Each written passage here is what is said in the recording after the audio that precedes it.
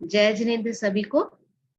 तत्पाठ सूत्र के ऊपर हमारा स्वाध्याय चल रहा है। पहला अध्याय हमने खत्म कर दिया था। 33वां सूत्र की हम थोड़ी सी चर्चा करेंगे, उससे पहले मंगलाचरण कर लेते हैं। आप कर रहे हैं रुचिका जी?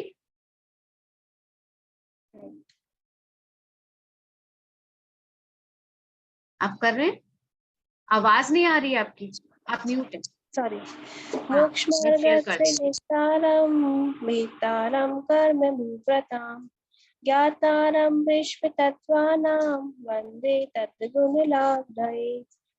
मोक्ष मार्ग के नेता एवं कर्म पर्वतों की भेदक और विश्व के सब तत्वों के ज्ञायक चेतन संवेदक सतगुण आप समाधि प्राप्त हो, यही भावना भाकर देव विनय पूर्वक करूं वंदना। बारंबार दिनेश्वर की, बारंबार दिनेश्वर की।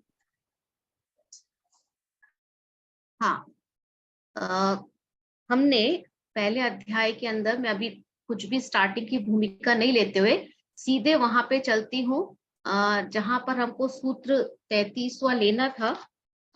इसके अंदर आपको निकाल लीजिए अपना पेज। हम मेरे पास पीडीएफ में तो 39 आता है, आपके पास है 69 नंबर का पेज है।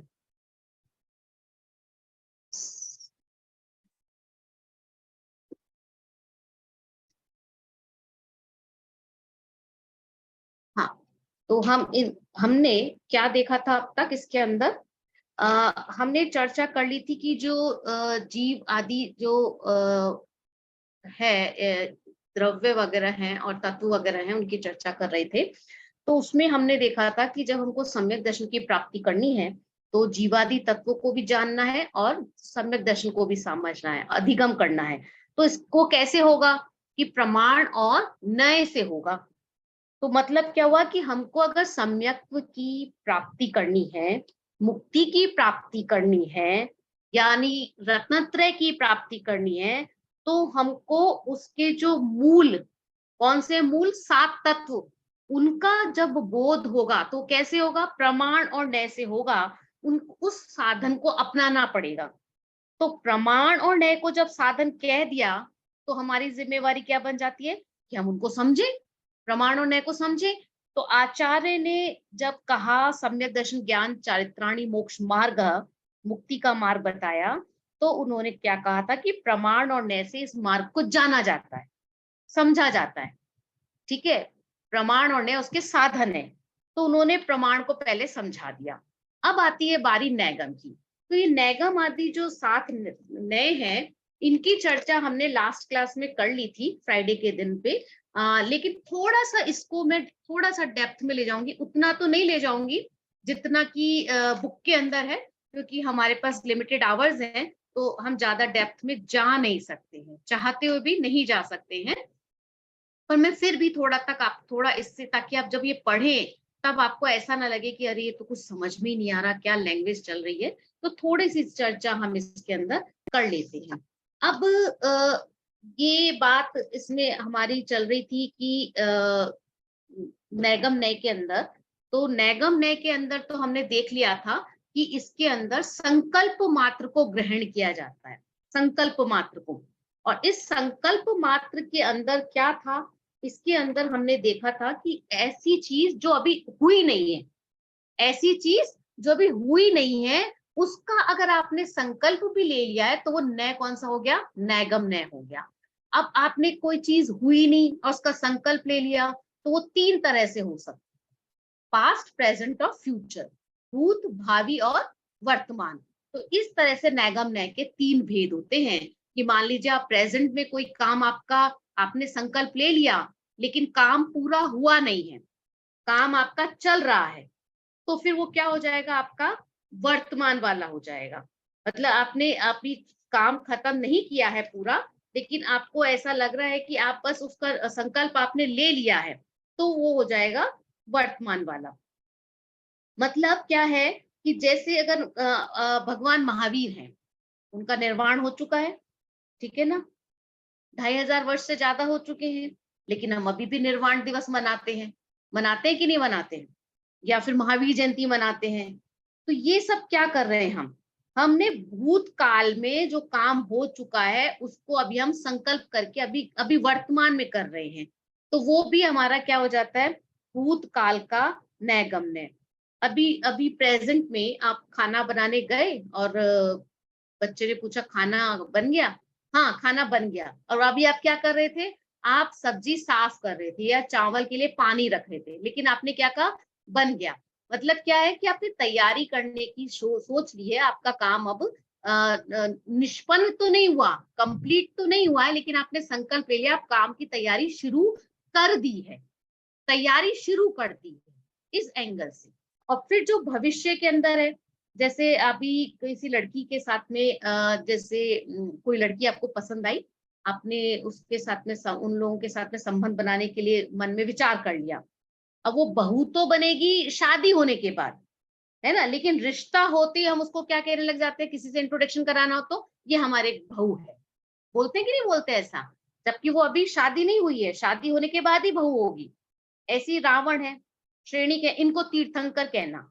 वर्तमान में नहीं है, लेकिन भविष्य में बनेंगे। इनका ये संकल्प है कि भविष्य में बनेंगे। तो बहुत लंबा समय होने के बावजूद भी उनको क्या कहेंगे? ये उनका भविष्य के एंगल से नैगम्य है। अब नैगम्य के अंदर अपन ने निगम जो वर्ड होता है, सॉरी, नैगम वर्ड के अंदर निगम वर्ड है, ओरिजिनल वर्ड निगम है। निगम से नैगम बना है। निगम वर्ड आपने सुना ही होगा, नगर निगम सुना ही है ना, नगर निगम। तो वहां पे वो संगठन के फॉर्म में रूढ़ हो गया।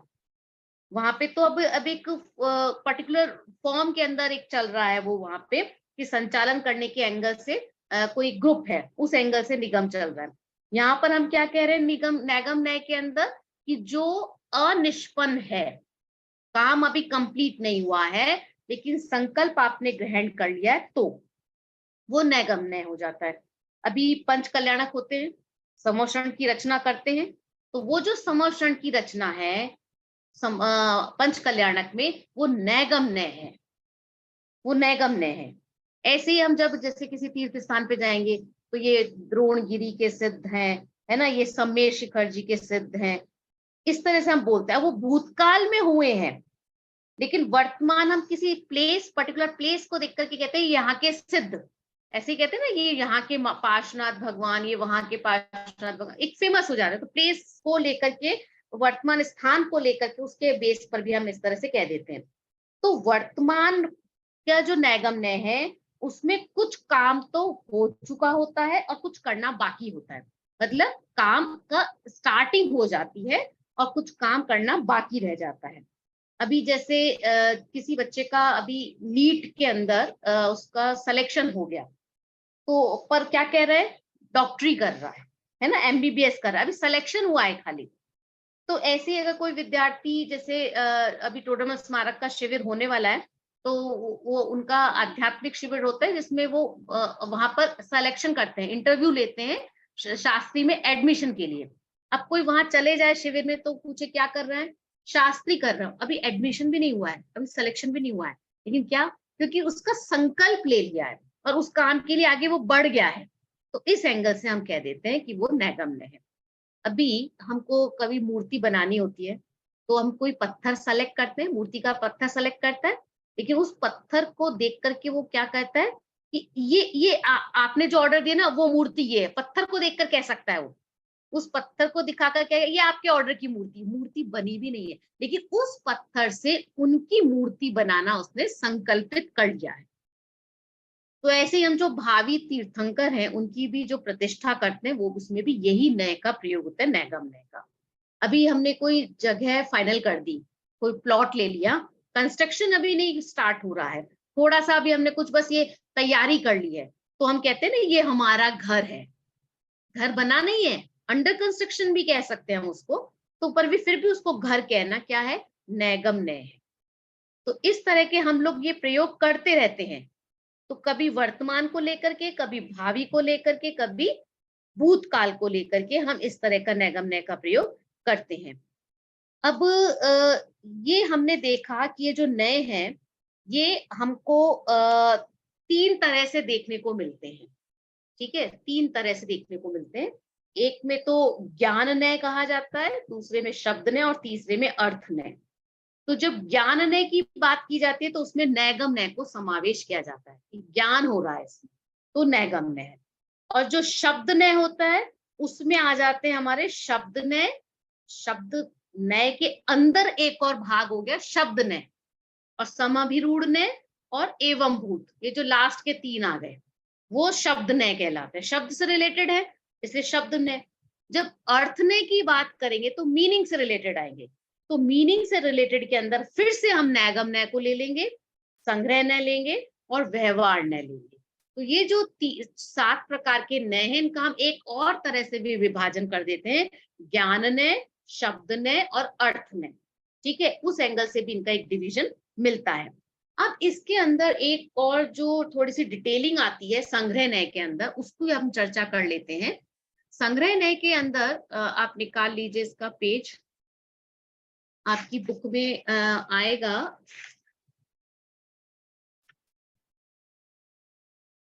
75 पेज।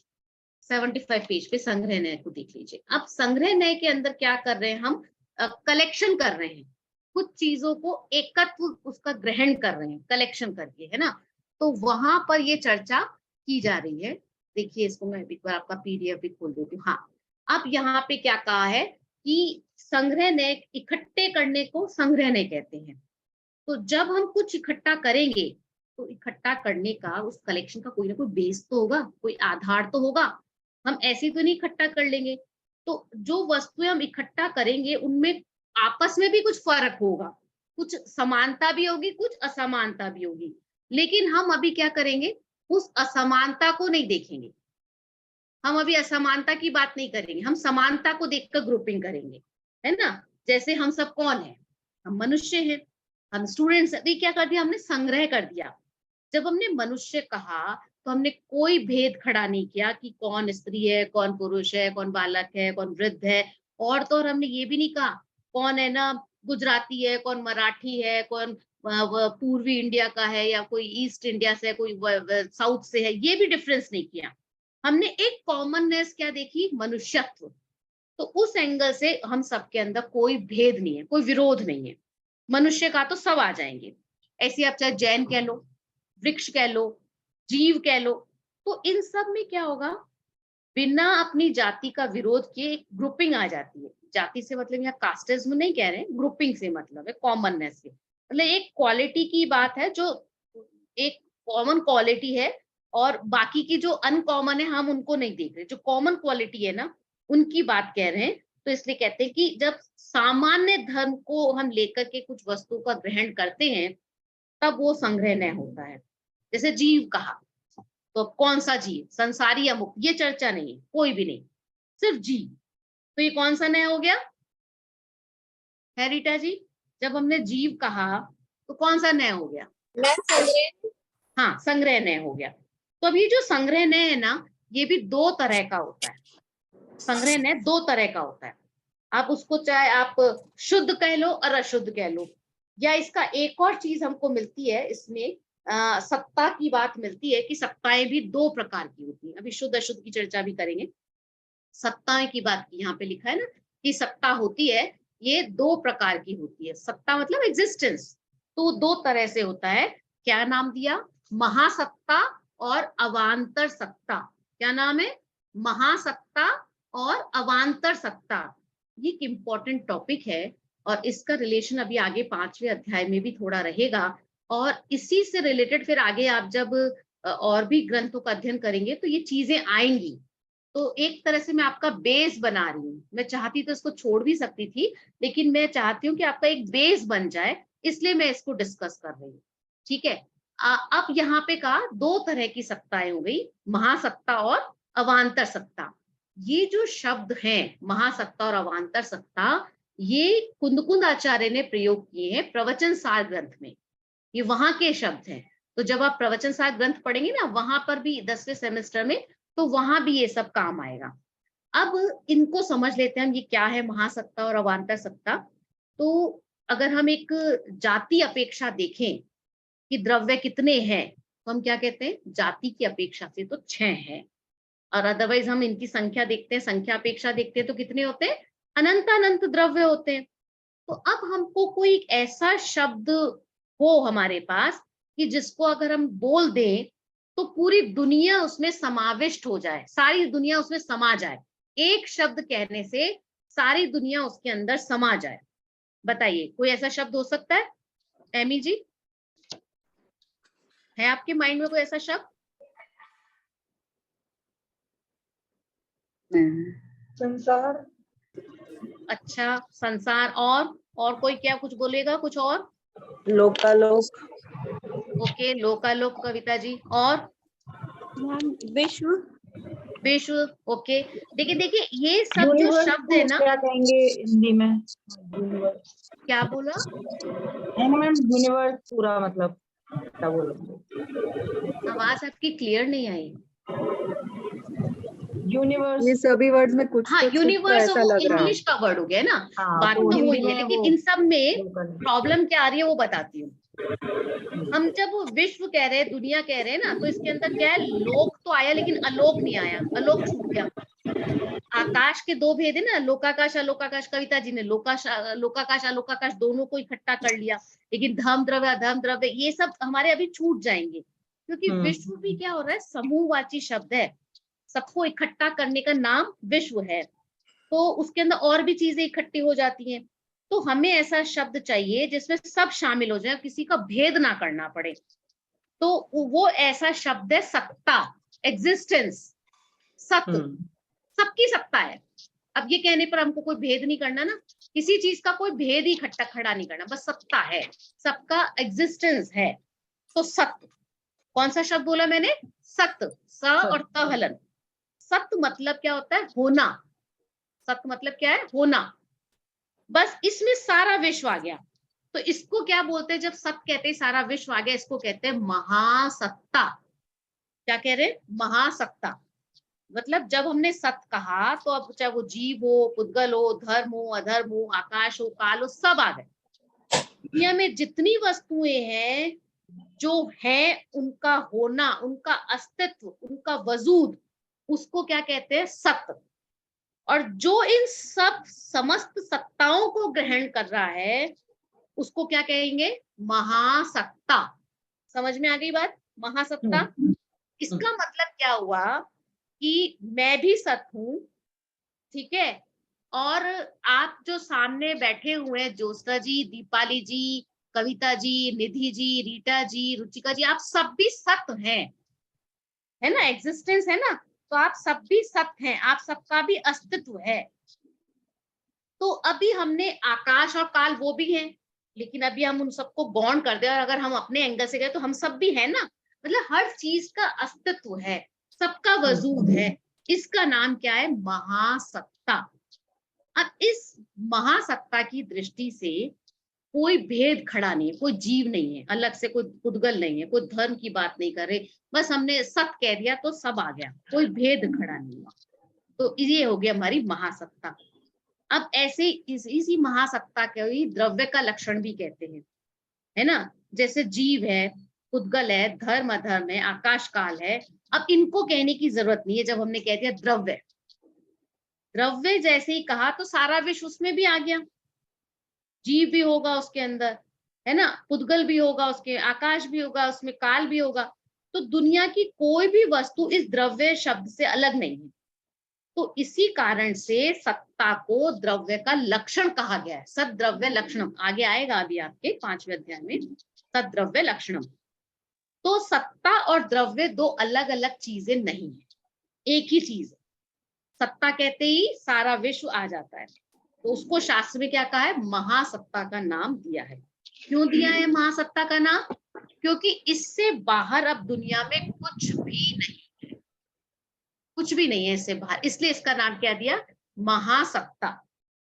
अब महासत्ता के साथ और भी सत्ताएं हैं, अवान्तर सत्ता दूसरी सत्ता का नाम है ना, अवान्तर सत्ता। महासत्ता और अवान्तर सत्ता दो प्रकार की सत्ताएं बताई थी। तो अब ये अवान्तर सत्ता कौन सी है, तो एक तो हो गई महासत्ता जो द्रव्य है, द्रव्य दृष्टि से देखेंगे तो सारी दुनिया एक हो गई। अब वो जो द्रव्य हैं वो कितने प्रकार के हैं? 2 प्रकार के। किस एंगल से कहा? रूपी और अरूपी। इस एंगल से कहा कि वो 2 प्रकार के हैं। अब ये जो महासत्ता है उसके अब हम जितने भेद आगे करते जाएंगे वो क्या कहलाएगा? अवांतर सत्ता। एक सिंपल सी भाषा में कहें, एक ब्रॉड वाला हो गया, एक जिसके अंदर भेद कर दिया वो हो गया। तो महासत्ता हो गई ब्रॉड वाली, जब भेद की बात की तो वो गई अवांतर सत्ता। अब द्रव्य कितने होते हैं? 6 होते हैं, सबको पता है, जीव, पुद्गल, धर्म, अधम, आकाश, काल। अब ये कौन सी सत्ता कहलाएगी दीपाली जी? जब हमने कहा जीव, अवांतर मैम अलग अलग कर रहे हैं तो हाँ द्रव्य 6 होते हैं, जब हमने कहा हाँ। तो ये कौन सी सत्ता हो जाएगी? अवांतर सत्ता। हाँ, ये अवांतर सत्ता हो जाएगी। अब हमने कहा जीव कितने प्रकार के हैं? संसार 2 प्रकार के हैं जी, संसारी और मुक्त।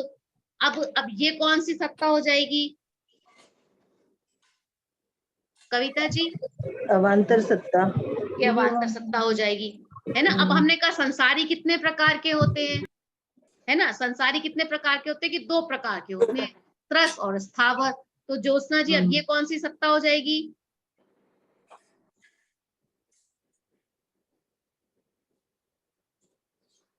ज्योत्सना जी समझ आया या आप यहाँ नहीं हो?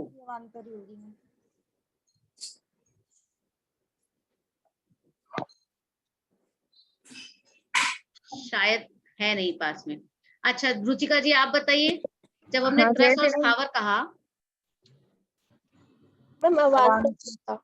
हाँ तो ये अवांतर सत्ता हो जाए। मतलब अब ऐसे हमने त्रस के भेद कर दिए, 2 इंद्रिय, 3 इंद्रिय, 4 इंद्रिय, 5 इंद्रिय, तो ये जितने भेद करते जाएंगे भेद प्रभेद, वो क्या हो जाएगी? अवांतर सत्ता हो जाएगी। अवांतर। ठीक है, अब आपके सामने 2 सत्ताएं क्लियर हो गई, महासत्ता और हाँ। अवांतर सत्ता। अवांतर। महासत्ता क्या है? बहुत ब्रॉड है, व्यापक है, विराट है। और जब हम महासत्ता को देखते हैं ना तो कोई भेद नहीं रहता। बात क्लियर है? अब महासत्ता को ही प्रवचन सार की जो टीका है उसमें कहा गया है सादृश्य अस्तित्व। ये एक्चुअली मैं चर्चा नहीं करती, लेकिन आपके यहाँ पे दिए हुए ये वर्ड्स, तो मैं इसलिए आपको थोड़ी सी चर्चा कर देती हूँ। थोड़ा सा डेप्थ का काम है ये, ठीक है। यहाँ पे दिया हुआ है ना, नेक्स्ट पेज पर आपके देखेंगे आप, तो यहाँ पे क्या दिख रहा है? सादृश्य अस्तित्व। तो बाकी को क्या कहा गया? मतलब अवांतर सत्ता को क्या कहा गया? स्वरूप अस्तित्व। स्वरूप अस्तित्व। तो महासत्ता मीन्स सत्ता मात्र, और अवांतर सत्ता मीन्स उसके जितने भेद प्रभेद। तो अब ये भेद प्रभेद को भी कहां तक करना? कि जब तक इसका एंड ना हो, मतलब अविभाग प्रतिच्छेद होने तक, मतलब एंड, जब अब आपका भेद करना संभव ही ना हो, वहां तक आपके भेद होते रहेंगे, वो क्या कहलाएगी? अवांतर सत्ता। अब हम देखते हैं, जो मैंने चर्चा की थी शुद्ध और अशुद्ध संग्रह न्याय की बात की थी, तो संग्रह न्याय को हमने 2 भेद कहे थे, शुद्ध और अशुद्ध। तो अब संग्रह न्याय का काम क्या था? इकट्ठा करना, यही था ना, इकट्ठा करना। तो सबसे बड़ा जो संग्रह होगा वो क्या कहलाएगा? शुद्ध। कि अब उसको इकट्ठा करने के बाद अब कुछ इकट्ठा करने को बचा ही नहीं, तो वो हो गया शुद्ध। मतलब उसने क्या किया? महासत्ता को ग्रहण कर लिया। महासत्ता वही होती है ना जो व्यापक है, उसमें कुछ जिसमें भेद सब नहीं है। तो संग्रहणय के, शुद्ध संग्रहणय में भी हम कह रहे हैं कि अब हमने जब इकट्ठा कर लिया तो अब किसी और को इकट्ठा करने की जरूरत नहीं। तो ये शुद्ध संग्रहणय है। क्यों है ये शुद्ध संग्रहणय? शुद्ध क्यों है? क्योंकि अब इसके बाद संग्रह करने को कुछ बचा ही नहीं, इसलिए। मतलब संग्रह करने की जितनी लिमिट थी, लास्ट लिमिट थी, वो हमने क्रॉस कर ली है, अब कुछ बचा नहीं है। तो जो सत्ता मात्र को ग्रहण करने वाला होगा, मतलब महासत्ता को जो ग्रहण करने वाला होगा, वो संग्रहणय कौन सा होगा? शुद्ध संग्रहणय होगा। मैं क्लियर हूं? आप लोग क्लियर हैं? यस जी मैडम। अब इसके अलावा जितनी भी अवांतर सत्ताएं हैं, मतलब जितने भेद हैं, उनको जब ग्रहण करेगा संग्रहणय, तो वो क्या कहलाएगा? अशुद्ध संग्रहणय। अब यहाँ पर जो अशुद्धता की बात की ना, उसका मतलब वो नहीं है राग आदि विकार, वो नहीं है। महासत्ता में जो भेद गर्भित हैं उनको ग्रहण करने से, ठीक है। तो अशुद्ध संग्रहणय का जो विषय है, एक जाति विशेष के पदार्थों का समुदाय है अशुद्ध संग्रहणय। तो जब वो एक जाति विशेष के पदार्थों को समुदाय कर रहा है, तो उसका मतलब अन्य जाति के जो पदार्थ है ना, उनको उसने आउट कर दिया। अपनी लिमिट से बाहर कर दिया। तो उसने सारे पदार्थों का संग्रह तो नहीं किया, तो ये जो सारे पदार्थों का संग्रह नहीं किया, कुछ को आउट कर दिया अपनी लिमिट से, ये इसकी क्या है, इनकम्प्लीटनेस है, ये इसकी अपूर्णता है। बस ये अपूर्णता होने से वो अशुद्ध। समझ में आई अशुद्धता का मतलब क्या है? अशुद्धता का मतलब कोई राग द्वेष विकार से या किसी गंदगी से अशुद्ध होने से मतलब नहीं है। मतलब ये कि इसने सारे संपूर्ण पदार्थों को उसका संग्रह नहीं किया, इसलिए वो अशुद्ध हो गया। अब ये जो शुद्ध संग्रह था, उसके विषय में तो सारी सृष्टि समा जाती थी। ये जो पूर्णता थी ना, ये इसकी शुद्धता थी। और अशुद्ध संग्रह में कुछ चीजें एक समुदाय की, कुछ जाति विशेष के जो पदार्थ थे, एक समुदाय तो इकट्ठा हुआ, लेकिन बाकी को उसने छोड़ दिया उस एंगल से। ठीक है, तो द्रव्य शब्द से किसका संग्रह हुआ? सारे द्रव्यों का। और जब हमने गुण शब्द लिया तो उससे किसका संग्रह हुआ? सारे गुणों का। और जब पर्याय कहा तो पर्यायों का ग्रहण हुआ। तो अशुद्ध संग्रह के अंदर क्या हो गया? जब हमने गुण कहा तो हमने द्रव्य पर्याय को छोड़ दिया, तो ये इसकी अशुद्धता हो गई। तो ये जो अशुद्ध संग्रह है, इसका दूसरा नाम क्या है? अपर संग्रह। ये भी यहाँ पे आपके इसमें आया है, और ये ब्लैंक्स में भी आ सकता है कि इसका दूसरा नाम क्या है, तो वो आप उसको अंडरलाइन कर लेना। मुझे यहाँ पे अभी इसमें पीडीएफ में दिख नहीं रहा है कि इसका अपर नाम क्या है। ठीक मैम है, चौथे पैरा में है। हाँ, तो आप उसको अंडरलाइन कर लीजिए। 2 ठीक है, लाइन। अब हमारे जीवन में अगर हम देखें तो जैसे द्रव्य का प्रयोग होता है, वैसे क्षेत्र काल भाव की अपेक्षा से भी संग्रह होता है। जैसे गांव है, नगर है, ये हम प्रयोग करते हैं ना, गांव, नगर, देश। इन शब्दों से हमने एक आकाश के विशेष प्रदेशों का संग्रह किया है ना। आकाश, जब हम कह रहे हैं आकाश द्रव्य कह रहे हैं, हमने महासत्ता की बात कर ली, एक शुद्ध संग्रह की बात कर ली। जैसे ही हमने अवान्तर सत्ता की बात की या अशुद्ध संग्रह की बात की, तो हमारे डिवाइडेशन शुरू हो गए। ठीक है, अब ये हमारा आकाश के प्रदेशों, विशेष प्रदेशों का संग्रह किसमें हुआ? गांव कहना, नगर कहना, देश कहना। अब काल के विशेष संग्रह कैसे होगा? काल के कुछ समयवर्ती अनेक अंशों का, घड़ी, घंटा, दिन, महीना, साल, शताब्दी, ये जो प्रयोग है, ये हमारे क्या हो जाएंगे? ये अनेक अंशों का हमने ग्रहण कर लिया काल को। तो ये सब हमारी अवान्तर सत्ता कह लो, अशुद्ध संग्रह कह लो, ऐसा हो गया। अब ये जैसे जीव के 5 असाधारण भाव हैं, ये आपने तत्व ज्ञान पाठमाला में पढ़ा है, ये आपके दूसरे अध्याय के अंदर आएंगे। औपशमिक, शायिक, मिश्र, औपशमिक, पारिणामिक, है ना, ये दूसरे अध्याय का पहला सूत्र है। तो ये जो संग्रह किया, भाव के अंदर कर दिया, जीव के 5 असाधारण भावों का संग्रह किसमें कर दिया? भाव में। मैं क्या बताने की कोशिश कर रही हूँ? देश काल भाव, द्रव्य क्षेत्र काल भाव हम ऐसे बोलते हैं ना। तो द्रव्य तो हमको पता ही है, 6 प्रकार के द्रव्य हैं, लेकिन क्षेत्र काल भाव हम जो प्रयोग में लेते हैं, वो किस तरह से हमारे प्रयोग में आ रहे हैं, उसकी चर्चा कर रही हूँ। तो भाव के अंदर क्या आ गया? जीव के जो 5 प्रकार के असाधारण भाव है, इनकी चर्चा आ गई। अब हमारा जो लौकिक जीवन है, कोई कुछ कह रहा है क्या? मुझे कहीं से आवाज आ रही है, कोई कुछ कह रहा है, कुछ पूछना है? अगर नहीं पूछ रहे ना तो म्यूट कर लीजिए। अच्छा, अब हम आ गए कि ये जो संग्रह है, इसके अंदर जैसे हम वर्ड्स यूज करते हैं ना, परिवार, हमारा परिवार, उनका परिवार, समाज, राष्ट्र, क्लास, सेना, नगर निगम, ग्राम सभा, विधानसभा, सरकार, संसद, ये सब क्या है? ये सब समूह है। समूह है ना। तो ये संग्रह के प्रयोग है। मैं लोक में हमारे कैसे संग्रह का प्रयोग होता है वो उदाहरण दे रही हूँ। अब इनके बिना हमारा क्या लौकिक जीवन चल सकता है? अगर ये समूह का, शब्दों का हम प्रयोग ना करें तो हमारा कैसे काम चलेगा? इसके अलावा भी अब देखते हैं हमारे मानव समुदाय होते हैं। अब इस हिंदू समुदाय, हिंदू धर्म है ना, तो हम समुदाय कहते हैं हिंदू समुदाय, मुस्लिम समुदाय, ईसाई, जैन, फिर जैन में भी दिगंबर समुदाय, श्वेतांबर समुदाय, फिर मराठी समुदाय, गुजराती, ये हम इस समुदायों में हमारा समाज विभक्त है, तो हम संग्रह का प्रयोग करते हैं। तो अब ऐसे ही हमको ये समझना ये जितना भी हम पढ़ रहे हैं तो ऐसा नहीं कि खाली हमको शास्त्र के अंदर पढ़ रहे हैं, कोई सूत्र दिया है तो पढ़ रहे हैं, हमारे जीवन में उनका प्रयोग नहीं है, ऐसा नहीं है। तो जो शुद्ध संग्रहणय है वो किसको ग्रहण कर रहा है? महासत्ता को, ठीक है। और जो हमारा अशुद्ध संग्रहणय है वो किसको ग्रहण कर रहा है? अवांतर सत्ता को ग्रहण कर रहा है, ठीक है। तो इस तरह से हमने क्या देखा कि संग्रहणय का जो अशुद्ध अर्थ को ग्रहण करने वाला है वो, अगर हम उसको, अगर हम जिसे कहते हैं ना, अब हम अभी तक हमने संग्रह किया, अब अगर इनमें भेद डाल दे तो वो क्या हो जाता है? हमारा व्यवहार नय हो जाता है, जो कि नेक्स्ट नय है, व्यवहार नय। नेक्स्ट पे आगे आगे देख लीजिए, पेज नंबर आपका क्या आ रहा है बुक के अंदर? 78 पेज आ रहा है ना। तो अब यहाँ पे हमारा व्यवहार नय आ जाता है। तो निश्चय ने व्यवहार ने हमने पढ़ रखा है, ये वो वाला व्यवहार ने नहीं है, इस चीज को बहुत ध्यान से समझ लेना।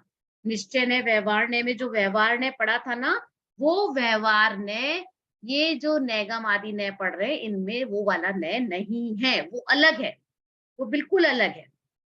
यहाँ पर जो, वहां पर जो व्यवहार ने था वो भेद कर रहा था अलग तरह से, यहाँ पर भी व्यवहार भेद कर रहा है लेकिन अलग तरह से करता है ना।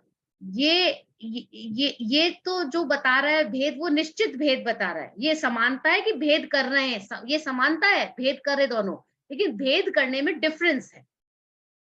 तो ये जो व्यवहार ने है ये संग्रह ने का अपोजिट है, ये अपोजिट है। जो व्यवहार ने हमने निश्चय नय में पढ़ा था ना, वो व्यवहार ने क्या करता था? वो निश्चय नय का निषेध करता था। किसका निषेध करता था व्यवहार ने? निश्चय नय का। तो उन दोनों में आपस में निषेध्य निषेधक रिलेशन था, एक संबंध था आपस में। व्यवहार नय का निषेध करता था कौन? निश्चय नय, ठीक है। अब जो एक द्रव्य को लेकर के जो नय चलते हैं वो कहलाते हैं द्रव्यार्थिक नय, जो पर्याय को फोकस करके नय चलते हैं वो कहलाते हैं पर्यायार्थिक नय। तो ये जो नैगम नय बताए ना साथ में, इनको भी हम द्रव्यार्थिक नय और पर्यायार्थिक नय, इन दोनों के अंदर कैटेगराइज कर सकते हैं, दोनों के अंदर भेद भी डाल सकते हैं। मतलब ये जो 7 प्रकार के नय हैं, इनको हम द्रव्यार्थिक और पर्यायार्थिक इन दोनों में डिवाइड कर सकते हैं। कैसे? जो द्रव्य को लेकर के चलेंगे, नैगम नय, संग्रह नय, व्यवहार नय, ये द्रव्यार्थिक नय है, ये भी आपके इसमें लिखा हुआ है। और जो बाकी के ऋजु सूत्र, शब्द और समाभिरूढ़ और एवं भूत, ये जो बाकी के 4 हैं वो पर्यायों को लेकर चलते हैं, तो पर्यायार्थिक नय है। द्रव्यार्थिक नय और पर्यायार्थिक नय, ठीक है। ये 2 प्रकार के नय है। ये चर्चाएं अभी आगे के सेमेस्टर्स में इन नयों पर, द्रव्यार्थिक और पर्यायार्थिक पर फिर से आएगी, जब हम इनके बारे में और डिटेल में पढ़ लेंगे। तो यहाँ पे जब हम बात कर रहे हैं कि द्रव्यार्थिक और पर्यायार्थिक नय, तो वो यहाँ पे जो चल रहा है ये द्रव्यार्थिक पर्यायार्थिक नय, नैगम, संग्रह, व्यवहार नय, ऋजुसूत्र, शब्द, समाभिरूढ़ और एवं भूत, ये आपस में एक दूसरे का निषेध नहीं करते हैं, निषेध नहीं करते हैं। मतलब सामान्य रूप से द्रव्यार्थिक नय रहता है और जो विशेष को ग्रहण करता है वो पर्यायार्थिक नय, एक दूसरे को अगेंस्ट, मतलब एक दूसरे को काटते नहीं है, अपोजिट तो है लेकिन एक दूसरे का को काट नहीं रहे हैं, ये डिफरेंस है। ये ध्यान में रखने की बात है। जैसे हमने जब मनुष्यपना कहा तो द्रव्यार्थिक नय, अब वो गोरा मनुष्य कहेंगे तो पर्यायार्थिक नय। तो यहाँ पे जो व्यवहार है वो अलग तरह से काम कर रहा है।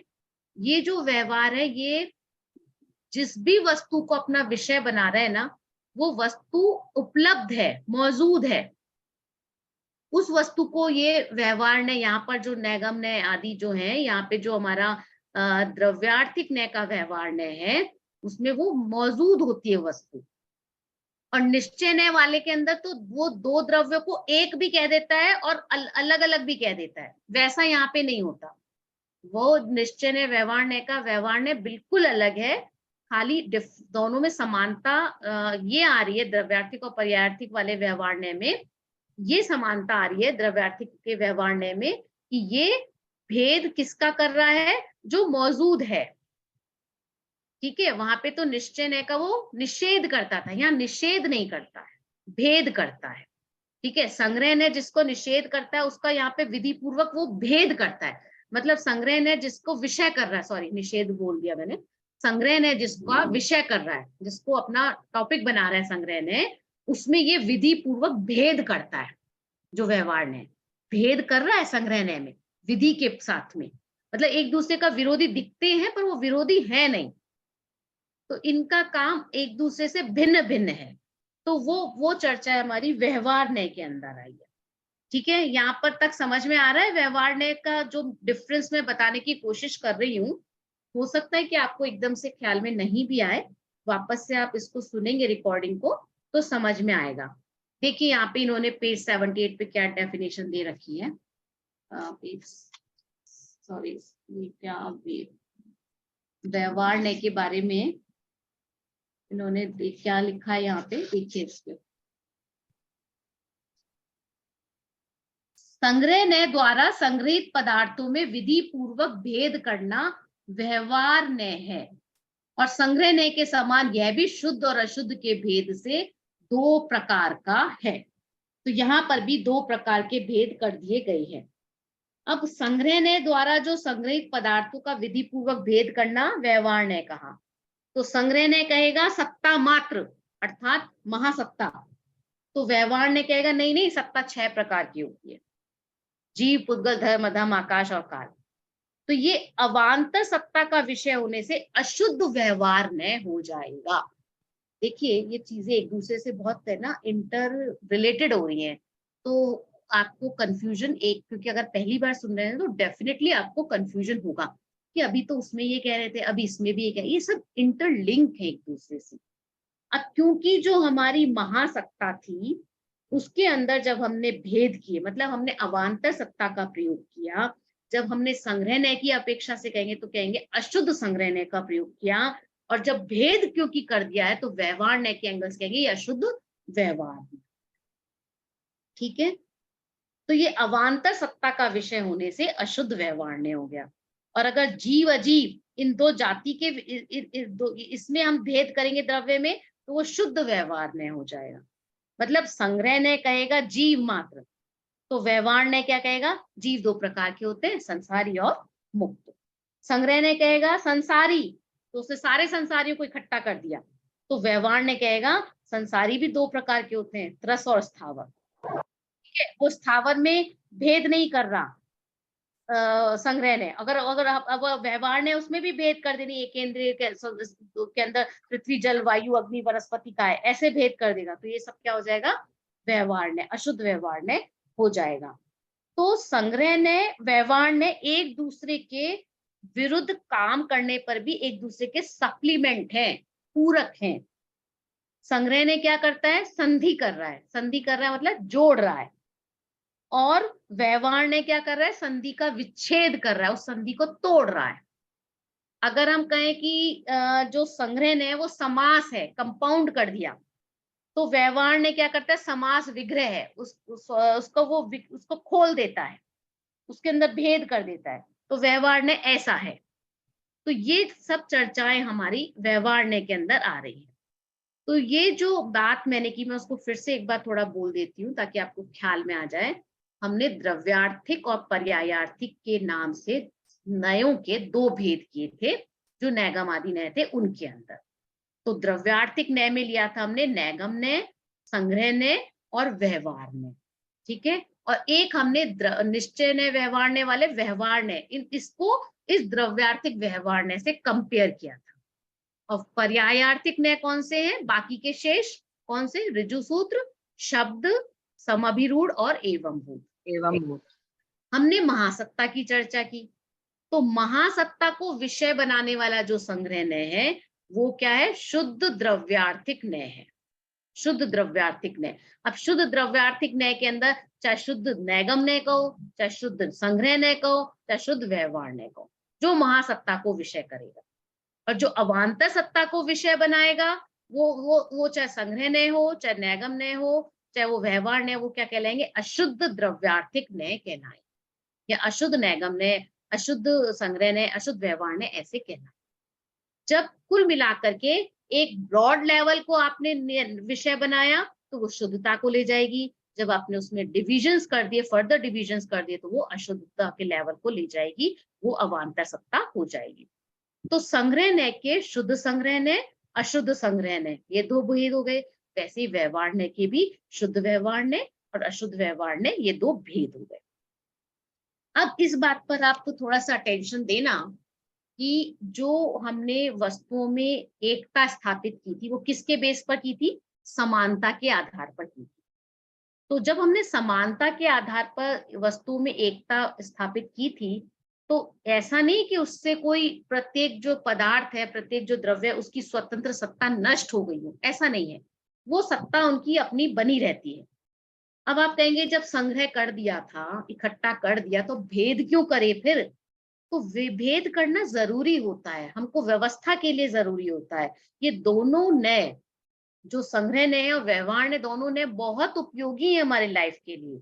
वस्तु के सम्यक ज्ञान को, मतलब वस्तु का सम्यक ज्ञान, उसके परिपूर्ण ज्ञान के लिए, उसकी टोटलिटी को समझने के लिए दोनों जानना बहुत जरूरी है। क्यों? क्योंकि वस्तु का स्वरूप हम देखेंगे तो उसमें संगठन भी है, संगठन है ना, और उसमें भेद भी है। तो ये अनेकांत है। तो इसलिए दोनों ही एंगल्स को, दोनों ही पहलुओं को हमको समझना जरूरी है। जैसे भारत हमारा एक देश है, संगठन हो गया, है ना, महासत्ता की बात कर ली। अब उसमें 28 हमारे स्टेट्स हैं। तो जब हम कहते हैं कि भारत एक अखंड देश है, अखंड क्यों कह रहे हैं? क्योंकि यहाँ पे वेरियस टाइप्स की चीजें हैं, अनेक तरह की भाषा भाषी लोग हैं, अनेक तरह की संस्कृति है, अनेक तरह का खान पान है, बहुत सारी विविधता है, लेकिन अखंड है। फिर भी अखंड मतलब विविधता होते हुए भी वो अखंड है, फिर भी भारत अखंड देश है। तो हमने जो खंड खंड पना था वो भी स्वीकार किया है कि उसमें 28 स्टेट्स हैं, और उसका अखंड पना भी स्वीकार किया कि भारत एक देश है, अखंड देश है। तो अब ये जो भेद हमने किए, ये जो स्टेट्स बताए, वो इंडिया के हैं कि पाकिस्तान के हैं? इंडिया के हैं। तो ऐसे ही हमने जो बताया, तो इसका मतलब ये है कि इंडिया के हैं, तो अब उसके अंदर जितने भी सारे, जो भी उसके अंदर चीजें आ रही है, वो सब उसके अंदर समाहित हो गई। और जैसे ही हमने भेद किया, स्टेट्स की बात कही, तो अब स्टेट कहते हुए पूरा स्टेट आ गया, फिर उसके अभी भेद करेंगे तो उसके डिस्ट्रिक्ट लेवल पे आ जाएंगे, ऐसे एंड लेवल तक हम जा सकते हैं। फिर एंड लेवल क्या आएगा? व्यक्तिगत व्यक्ति, एक एक व्यक्ति तक आ जाएगा। हमने कहा ना, अविभाग प्रतिच्छेद, जहां तक भेद कर सकते हो वहां तक भेद हो जाता है।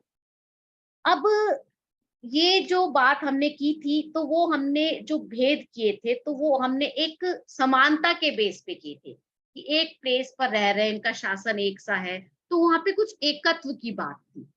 तो एकत्व की बात भी हो रही है कि एकता भी हो रही है, और साथ में हमने उसमें विभक्त की बात भी की कि उसके अंदर इतने भेद भी हो रहे हैं। तो ये जो एकत्व अपेक्षा के साथ में है, और विभक्त विभाग भी अपेक्षा के साथ है, तो सापेक्ष है ये। एकत्व सापेक्ष है और विभक्त सापेक्ष है। जो हमारी अखंडता की बात की वो मतलब अपेक्षा रखती है, ऐसे थोड़ी बोल रहे हैं हम एकता की बात कर रहे हैं। तो अखंडता की बात हम जब कर रहे हैं तो अपेक्षा है वहां पर कि किसका, कि एक शासन चल रहा है, इस अपेक्षा से अखंड है। व्यवस्था की दृष्टि से हमने इसमें भेद कर दिया है, तो उस एंगल से वहां पे अपेक्षा आ गई है। अब जैसे हम कहीं से आएंगे और कोई हमसे पूछे आप कहाँ से आए हो, मैं कहूंगी तेलंगाना से आई हूँ, तो आप कह सकते हो हम गुजरात से हैं, महाराष्ट्र से आए हैं। तो कोई ये इस समय कहता है कि अरे अपने देश को टुकड़े टुकड़े कर दिया, आप कहो ना भारत से आए हैं, आप कह सकते हो ऐसा? इंडिया के इंडिया में आप ऐसा कहोगे मैं भारत से आया हूँ? नहीं कह सकते। हाँ, अब्रॉड जाओगे तो आपका भारत कहना सार्थक है, लेकिन इंडिया में नहीं कह सकते ना मैं भारत से आया हूँ। तो इसका मतलब आपने जब कहा कि मैं तेलंगाना से आई हूँ, आपने कहा मैं महाराष्ट्र से हूँ, मैं राजस्थान से हूँ, तो क्या आपने भेद कर दिए क्या? नहीं, आपने भेद नहीं किए, ये व्यवहार है ना। अभी मान लीजिए ये जब हम स्टेट में भी होंगे, जैसे मैं तेलंगाना में ही हूँ, हैदराबाद में हूँ, है ना, और फिर अब है ना मुझसे है ना कविता जी कहें, क्योंकि ये भी हैदराबाद में, ये मुझसे पूछे आप कहाँ से आए हो, मैं इनके घर जाऊं और कहाँ से आए हो, अब मैं ये कहूँ मैं तो हैदराबाद से, तो इनको इनका समाधान होगा क्या? अरे इस हैदराबाद में तो हम सभी हैं, ये कहाँ से आए हो? तो मतलब क्या है, इनको और विभाग चाहिए और हिस्से चाहिए। तो इस तरह से हमको ये दैनिक जीवन के अंदर बहुत जरूरी है। ये सारे जितने भी हमारे व्यवहार ने हैं, ये संग्रह ने हैं, इन सबकी अपनी एक उपयोगिता होती है। तो हम अखंडता भी लेते हैं, साथ में भेद भी लेते हैं, है ना। तो हमको पूरा जब हम भेद लेते हैं तो हम भेद कहीं भी कितने भी लेवल तक जा सकते हैं, ठीक है। तो ये हमने इसमें व्यवहार न्याय के अंदर देखा। अब आगे हम आ जाते हैं इसके अंदर, नेक्स्ट ऋजु सूत्र के ऊपर आ जाते हैं। इन सबको आप पढ़ लेना तो आपको अच्छा रहेगा, ताकि कहीं पर इन केस कोई ब्लैंक आ जाए, ब्लैंक ही आ सकता है इसके डिटेलिंग में से, बाकी कुछ ऐसे ऑब्जेक्टिव टाइप वाले और जो ट्रू फॉल्स है ना, वो क्वेश्चंस की थोड़ी संभावना कम होती है। जो बेसिक चीज है ना उस पे तो आएगा, लेकिन डेप्थ के अंदर जहां ज्यादा डेप्थ जा रही है, या यूं समझ लीजिए जहां आपको समझ नहीं आ रहा है, तो फिर वो उस पे क्वेश्चंस नहीं होंगे। समझने की कोशिश तो कीजिए, दोबारा रिकॉर्डिंग सुनिए, नहीं भी समझ आए तो कोई बात नहीं, एक बार पढ़िए, फिर भी नहीं समझ आए तो छोड़ दीजिए कि आगे के सेमेस्टर में हम इसको पढ़ लेंगे, ठीक है। तो वहां पे हम इसको क्लियर करेंगे। अभी ऋजु सूत्र निकाल लीजिए, आपका ऋजु सूत्र है आपके पेज नंबर, आपका ये आ रहा है 81। हाँ 81 पेज पे आ रहा है। तो अब ये ऋजु सूत्र जो है वो, ऋजु का मतलब होता है सरल। ये शब्द हमने पहले भी पढ़ा है ना, सूत्र 22 में पढ़ा था ना हमने, जहाँ पे ऋजुमति विपुलमति मन पर्याय ज्ञान के दो भेद किए थे। तो ऋजु वर्ड पढ़ा था कि वो वर्तमान में जो विकल्प चल रहे हैं ना सामने वाले के मन में, उसको जो जान लेता है, मतलब वर्तमान के जो ज्ञान होता है, सरल जो उसके परिणाम होते हैं उनको जान लेता है, वो ऋजुमति मन पर्याय ज्ञान होता है ना। और विपुलमति जो होता है वो भूतकाल भविष्य काल के ज्ञान को भी जान लेता है, और वो वर्तमान को, मतलब सरल परिणाम जो चल रहे वो ऋजुमति, और जो उनके संक्लिष्ट परिणाम कह लो या कुछ अलग तरह के जो परिणाम हुए उनको विपुलमति, मतलब विपुलमति सभी को जान लेता है। तो ऐसे ही ऋजु सूत्र में जो वर्तमान पर्याय से हमने द्रव्य को देखा ना, उसका नाम ऋजु सूत्र है। ऋजु सूत्र में हम वर्तमान पर्याय को देखते हैं। जैसे हम ये कहें कि वो जीव राजा श्रेणिक था, तो भूतकाल की अवस्था थी ना, राजा श्रेणिक का जीव, अभी हम आज कहें वो तो भूतकाल में थे। अब हम कहें नहीं वो भविष्य में तीर्थंकर, तो वो भी भविष्य के। अभी वर्तमान में क्या है वो बताओ। तो वर्तमान में वो क्या है, नारकी, नरक में, है ना। तो नैगम ने तो राजा श्रेणी को राजा कह रहा था, नैगम ने से तो वो राजा है क्योंकि वो भूतकाल में था, आज नहीं है लेकिन भूतकाल में था नैगम ने से। और तीर्थंकर कहा उनको तो वो भी नैगम ने से, कि वो भविष्य में बनेंगे, भावी नैगम ने हो गया, है ना। लेकिन अभी हकीकत वर्तमान में क्या है, वो नारकी है वर्तमान में। तो ये जो हमने कहा, तो यहाँ पर अभी ये हमने क्या कहा, ऋजु सूत्र की बात की। ऋजु सूत्र क्या करता है, तीनों कालों में से केवल वर्तमान काल की पर्याय को विषय करता है। इसको भूत नहीं चाहिए, इसको भविष्य नहीं चाहिए। भैया आप कौन है, हम सब मनुष्य हैं। तो ये हो गया। अभी जैसे भगवान महावीर है, उनका जन्म कल्याणक हो, महावीर जयंती हो, तो वहां पे ऋजु सूत्र लगेगा क्या, वहां नहीं लगेगा। क्यों, क्योंकि भगवान महावीर वर्तमान में सिद्ध परमेष्ठी है। बात समझ आ रही है, हमको वर्तमान को देखना है, ऋजु सूत्र में हमको प्रेजेंट को देखना। तो आज अगर हम भगवान महावीर को तीर्थंकर कह रहे हैं तो कौन से नय से कह रहे हैं, बताइए कौन से नय से कह रहे हैं भगवान महावीर को तीर्थंकर, नैगम भूत नैगम नय से, है ना। लेकिन जिस समय वो तीर्थंकर थे उस समय उनको तीर्थंकर जाने, तो वो कौन सा नय हो जाएगा, वर्तमान में ऋजु सूत्र है। हाँ फिर वो ऋजु सूत्र हो अच्छा, जाएगा। उस जिस समय, समय हाँ, वो वर्तमान। तीर्थंकर थे उस समय हम कहें कि वो तीर्थंकर, तो वो ऋजु सूत्र हो जाएगा। तो जिस समय वो तीर्थंकर थे उनको उस समय सिद्ध कहेंगे तो क्या हो जाएगा, वो भावी नैगम में, है ना। भविष्य में बनेंगे, अभी तो तीर्थंकर हैं तो सिद्ध हुए नहीं है। तो आज अगर हम सिद्ध कह रहे हैं तो किस एंगल से कह रहे हैं, किस नय से कह रहे हैं, ऋजु सूत्र नय से कह रहे हैं, ठीक है।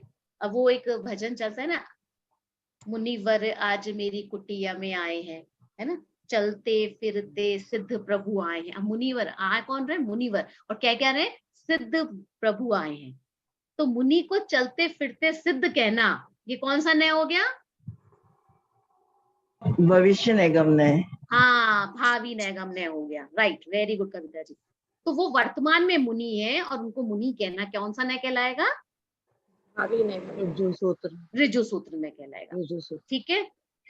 तो हमको ये समझना है कि जो है नहीं उसकी बात नहीं करनी, और जो हो गया उसकी बात नहीं करनी। कहाँ नहीं करनी, ऋजु सूत्र के अंदर, ये बिल्कुल क्लियरिटी होनी चाहिए। तो अब ये ऋजु सूत्र भी है वो दो तरह का है, ये भी चर्चा आपके इसमें आ रही है, इसलिए मैं कर रही हूँ। स्थूल और सूक्ष्म, स्थूल और सूक्ष्म, स्थूल ऋजु सूत्र ने और सूक्ष्म ऋजु सूत्र ने। ये वाली बात, ये बात मैंने आपको लास्ट क्लास में एक्सप्लेन की थी, क्योंकि वर्तमान को ले रहा है। अब वर्तमान तो वो हमको तो दिखता है, एक समय का वर्तमान होता है, फिर तो पर्याय चेंज हो गए तो पास्ट हो जाता ना। तो अब हमने वर्तमान को अलग अलग एंगल से लिया, जो एकदम एक समय का वर्तमान लिया तो वो हमारा कैसा हो जाएगा, अलग हो गया। और जो हमने वर्तमान में ले लिया, चाहे वो शताब्दियों तक चले जाए, सालों तक चले जाए, या फिर कुछ घंटों तक चले जाए, वो जो सूत्र हो जाएगा हमारा अलग तरह का हो जाएगा। तो वो कैसे होता है उसको हम देख लेते हैं। जैसे कोई हमको बहुत हमारा मिलने वाला क्लोज हो, हमारी रोज उठना बैठना हो, रात दिन का उठना बैठना हो, और दिन में पता नहीं कितनी बार बात करते हो, और वो हमसे पूछे अभी आप वर्तमान में क्या कर रहे हो, तो हम उसको क्या कहेंगे, हम पढ़ रहे हैं, है ना। तो उसके एंगल से क्या मतलब है, हमारी जो प्रेजेंट जो स्टेटस था उसको हमने कह दिया कि हम पढ़ रहे हैं। और लेकिन कोई एक ऐसा व्यक्ति हमसे है ना फोन करे जिसको हमें बहुत साल हो गए, कोई हमारा पुराना स्कूलमेट हो, क्या क्लासमेट रहे हो कॉलेज टाइम में, और कुछ एकदम से फोन कर रहे हो कि अरे तुम अब क्या कर रहे हो वर्तमान में, तो आप उसको कहोगे कि हम पढ़ रहे हैं? उसको ये कहोगे जो आप काम कर रहे हो, वो वाली बात कहोगे, उसका वर्तमान अलग हो जाएगा, क्योंकि वो बहुत सालों के बाद आपको मिल रहा है। तो उसका वर्तमान क्या हो जाएगा, जो आप कर रहे हो। मान लीजिए किसी ने कह दिया कि साहब हम अभी पीएचडी कर रहे हैं, तो पीएचडी भी आपकी एक समय की तो नहीं होती ना, 5 साल लगते हैं पीएचडी करने में, है ना। अब उसने कहा मैं पीएचडी कर रहा हूँ, ठीक है। अब वो पीएचडी के 5 सालों को उसने एक बार में कह दिया वर्तमान के अंदर, उसके 5 साल वर्तमान बन गए। तो ये अपेक्षा के साथ होता है। तो अपेक्षा के साथ में हम वर्तमान का यूज करते हैं, तो शुद्ध वर्तमान जो होगा वो एक पल का होगा, जो शुद्ध होगा, ठीक है ना। और बाकी का जो होगा वो स्थूल रूप से कहलाएगा। देखिए यहाँ पे क्या लिखा है, जो द्रव्य में एक समयवर्ती अध्रुव पर्याय को ग्रहण करता है उसे सूक्ष्म ऋजु सूत्र कहते हैं। एक समयवर्ती अध्रुव, अध्रुव मतलब जो पलट रही है ना, जो ध्रुव नहीं है, जो परिवर्तनशील है। पर्याय तो परिवर्तनशील ही होती है, हर घड़ी बदल रही है, हर समय बदल रही है। तो वो जो एक समय की पर्याय है जो बदल रही है ना, उसी को जो ग्रहण करेगा वो सूक्ष्म, क्योंकि वो माइन्यूटनेस में चला गया, सूक्ष्मता में चला गया। और जब हम वर्तमान अपना अलग अलग तरह से बोलेंगे, 2 घंटे का, 1 दिन का, या साल का, या महीनों का, या सालों का, तो वो हमारा क्या हो जाएगा, स्थूल ऋजु सूत्र हो जाएगा। बात समझ में आ गई? ठीक है। अब ये इसके बाद में हम देखते हैं शब्द नय। शब्द नय है। अब शब्द नय के अंदर हमने क्या क्या क्या कहा था, जब हमने द्रव्यार्थिक पर्यायार्थिक भेद किए थे, तो शब्द नय कौन से में आ रहा था, बताइए? पर्यायार्थिक में आ रहा था। तो हम पर्यायार्थिक नय कर रहे हैं। तो अभी ये शब्द नय, समभिरूढ़ नय और एवं भूत नय, ये सब शब्दों से रिलेटेड है। और किससे रिलेटेड है? एक भेद और क्या था हमने, शब्द ने, अर्थ ने, ज्ञान ने, स्टार्टिंग में किया था हमने, ध्यान है?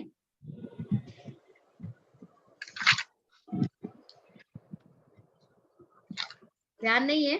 शब्द नहीं आएगा,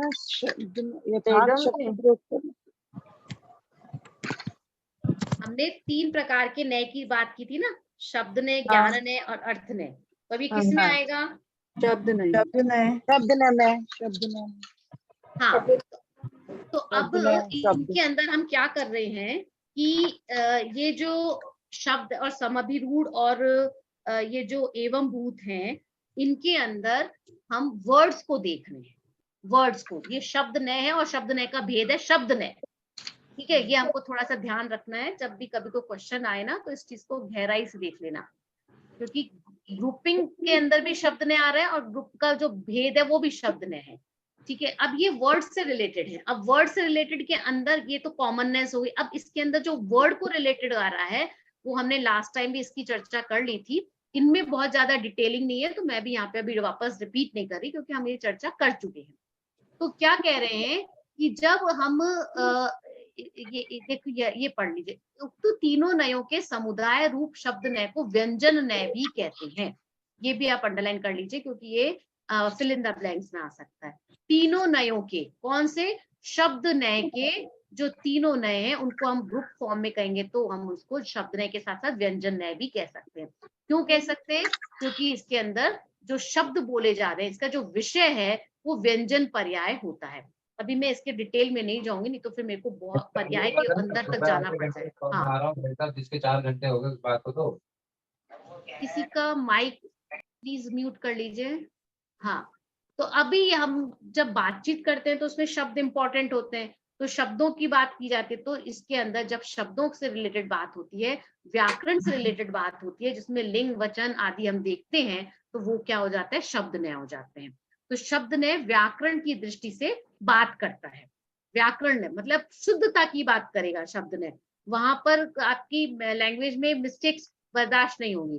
देखिए यहाँ पे इन्होंने बताया कुछ एग्जाम्पल्स दिए, दार, भार्या, कलत्र, इनके सबके जेंडर अलग अलग है। शब्द के जेंडर, क्योंकि ये सब संस्कृत के वर्ड्स हैं, जेंडर अलग अलग है। तो जिस जेंडर के अनुसार ही आपको अपनी भाषा का प्रयोग करना पड़ेगा। प्लीज म्यूट कर लीजिए रीटा जी।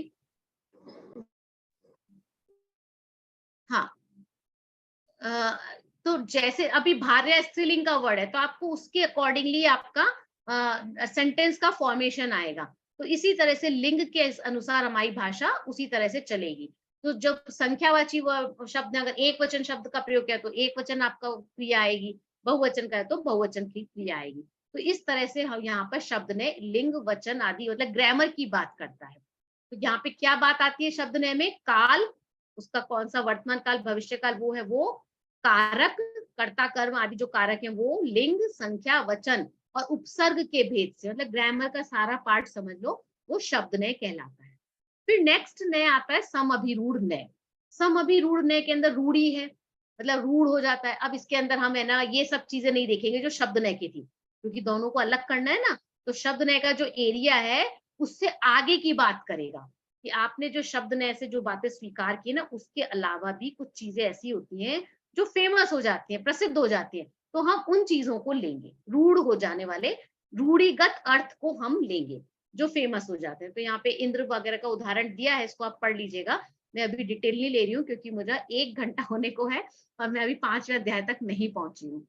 ठीक है, तो कमल का उदाहरण बता चुकी है मैम वैसे। हाँ जी, आप कमल वाला उदाहरण बता चुकी हाँ हैं। वो हमने लास्ट क्लास में कर लिया था, मैं इसलिए रिपीट। हाँ, है ना। अभी उसके बाद में फिर हम आ जाते हैं नेक्स्ट वाले पे आ जाते हैं, एवं भूत नय है। एवं भूत नय क्या कहता है कि मतलब वर्तमान के अंदर, मतलब जो शब्द जिस तरह का चल रहा है उसमें वो उसको यूज करता है। मतलब इसमें यहाँ पे इसको देख लीजिए जो सेंटेंस लिखा उन्होंने, समअभिरूढ़ नय भी शब्द नय है, शब्द नय का ही भाग है ना। तो उसमें शब्द नय के समान एकार्थवाची अनेक शब्दों की सत्ता को स्वीकार नहीं करता। मतलब जितने शब्द हैं उनके अर्थ भी अलग अलग होने चाहिए, उस एंगल से वो स्वीकार करता है। मतलब क्या कह रहा है, जो पदार्थ जिस समय जो क्रिया कर रहा है उसको उसी नाम से कहना एवं भूत नय का काम है। ठीक है, तो मतलब जो हमने उस समय कहा था कि ड्राइविंग कर रहा है तो वो ड्राइवर है, उस तरह से समझ लेना। तो अब इसको पढ़ लीजिएगा। चलिए अब मैं इसको एंड करती हूँ। उसका कारण यही है कि घड़ी की सुई मुझे दिख गई है, अभी तक दिख नहीं रही थी तो मुझे फर्क नहीं पड़ा था। लेकिन अब टाइम आते मुझे 5वां अध्याय मैं आज कंप्लीट करना चाहती थी, लेकिन वो नहीं हो पाएगा। आधा घंटे का समय है, नेक्स्ट क्लास स्टार्ट हो जाएगी। तो चलिए अब यहाँ तक हमारा पहला अध्याय खत्म हो गया है। अब हमने यहाँ तक क्या चर्चाएं की थी, थोड़ा सा एक रिकैप करते हैं कि मोक्ष मार्ग की हमने प्रारंभ में बात की, सम्यक दर्शन का स्वरूप बताया, फिर तत्वाश्रद्धान सम्यक दर्शन का लक्षण कहा था ना, तो फिर तत्व बता दिए, फिर तत्वों को जानने के उपाय बता दिए, 5 प्रकार के ज्ञानों की चर्चा कर दी, और फिर लास्ट में हमको अनेकांत के एंगल से चर्चा करने के लिए नैगम आदि की चर्चा कर दी 33वें नंबर के सूत्र में। हो गया ये हमारा समापन पहले अध्याय का। फिर उसके बाद में आता है हमारे पास में दूसरा अध्याय। ये हमारे सिलेबस में नहीं है, लेकिन इसमें क्या चर्चा की है आचार्य ने, थोड़ा सा हम उसको समझ लेते हैं। अब इसमें जीव के जो 5 प्रकार के असाधारण भाव हैं उनकी चर्चा की है ना। पहला ही सूत्र है औपशमिक, शायिक, मिश्र, मिश्र मतलब शायोपशमिक, और उसके बाद में औदैक और पारिणामिक, ये 5 प्रकार के भावों की चर्चा की, इनके भेद प्रभेद बताए हैं। फिर उसके बाद में आगे चर्चा करेंगे आचार्य जीव की चर्चा करेंगे, वो उपयोगो लक्षणम की चर्चा करेंगे उसके अंदर। फिर उसके बाद में इंद्रियों की चर्चा आ जाएगी इसके अंदर, इंद्रियों के भेद प्रभेद बताएंगे, फिर जीव के भेद बता देंगे जो संसारी भेद हैं और मुक्त जो भेद हैं। फिर उसके बाद में 5 प्रकार के शरीरों की चर्चा आ जाएगी, और हमारा औदारिक शरीर है ना, तो फिर उसके बाद शरीरों की चर्चा आ जाएगी। फिर कम से कम कितने शरीर हो सकते हैं, अधिक से अधिक कितने शरीर हो जाते हैं, फिर ये विग्रह गति की चर्चा आ जाएगी। तो ये सारी चर्चाएं हमारी किसमें आ रही है, दूसरे अध्याय के अंदर आ रही है।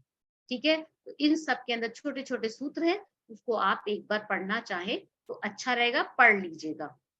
हमारी क्लास के अलावा के जो बाकी दिन है उनके अंदर आप इन सबको पढ़ सकते हैं। तो एक बार सूत्र और सूत्र का अर्थ वो जरूर पढ़ लेना चाहिए, ताकि आपको थोड़ा कनेक्शन बैठ सके। फिर जो तीसरा अध्याय है उसमें बताया कि अब ये जीव जो आपने बताया, चर्चा की थी दूसरे अध्याय में, तो ये कहाँ रह रहे हैं, कहाँ देखे इनको, कौन सी जगह पे रहते हैं। तो जीव के रहने का स्थान बताया 3 लोक। तो सबसे पहले अधोलोक से चर्चा प्रारंभ की, नरक गति से, नरक से चर्चा की, तो इसका वातावरण है, इसकी परिस्थितियां हैं, उसकी रचना वगैरह, उन सबको लेकर के चर्चा की।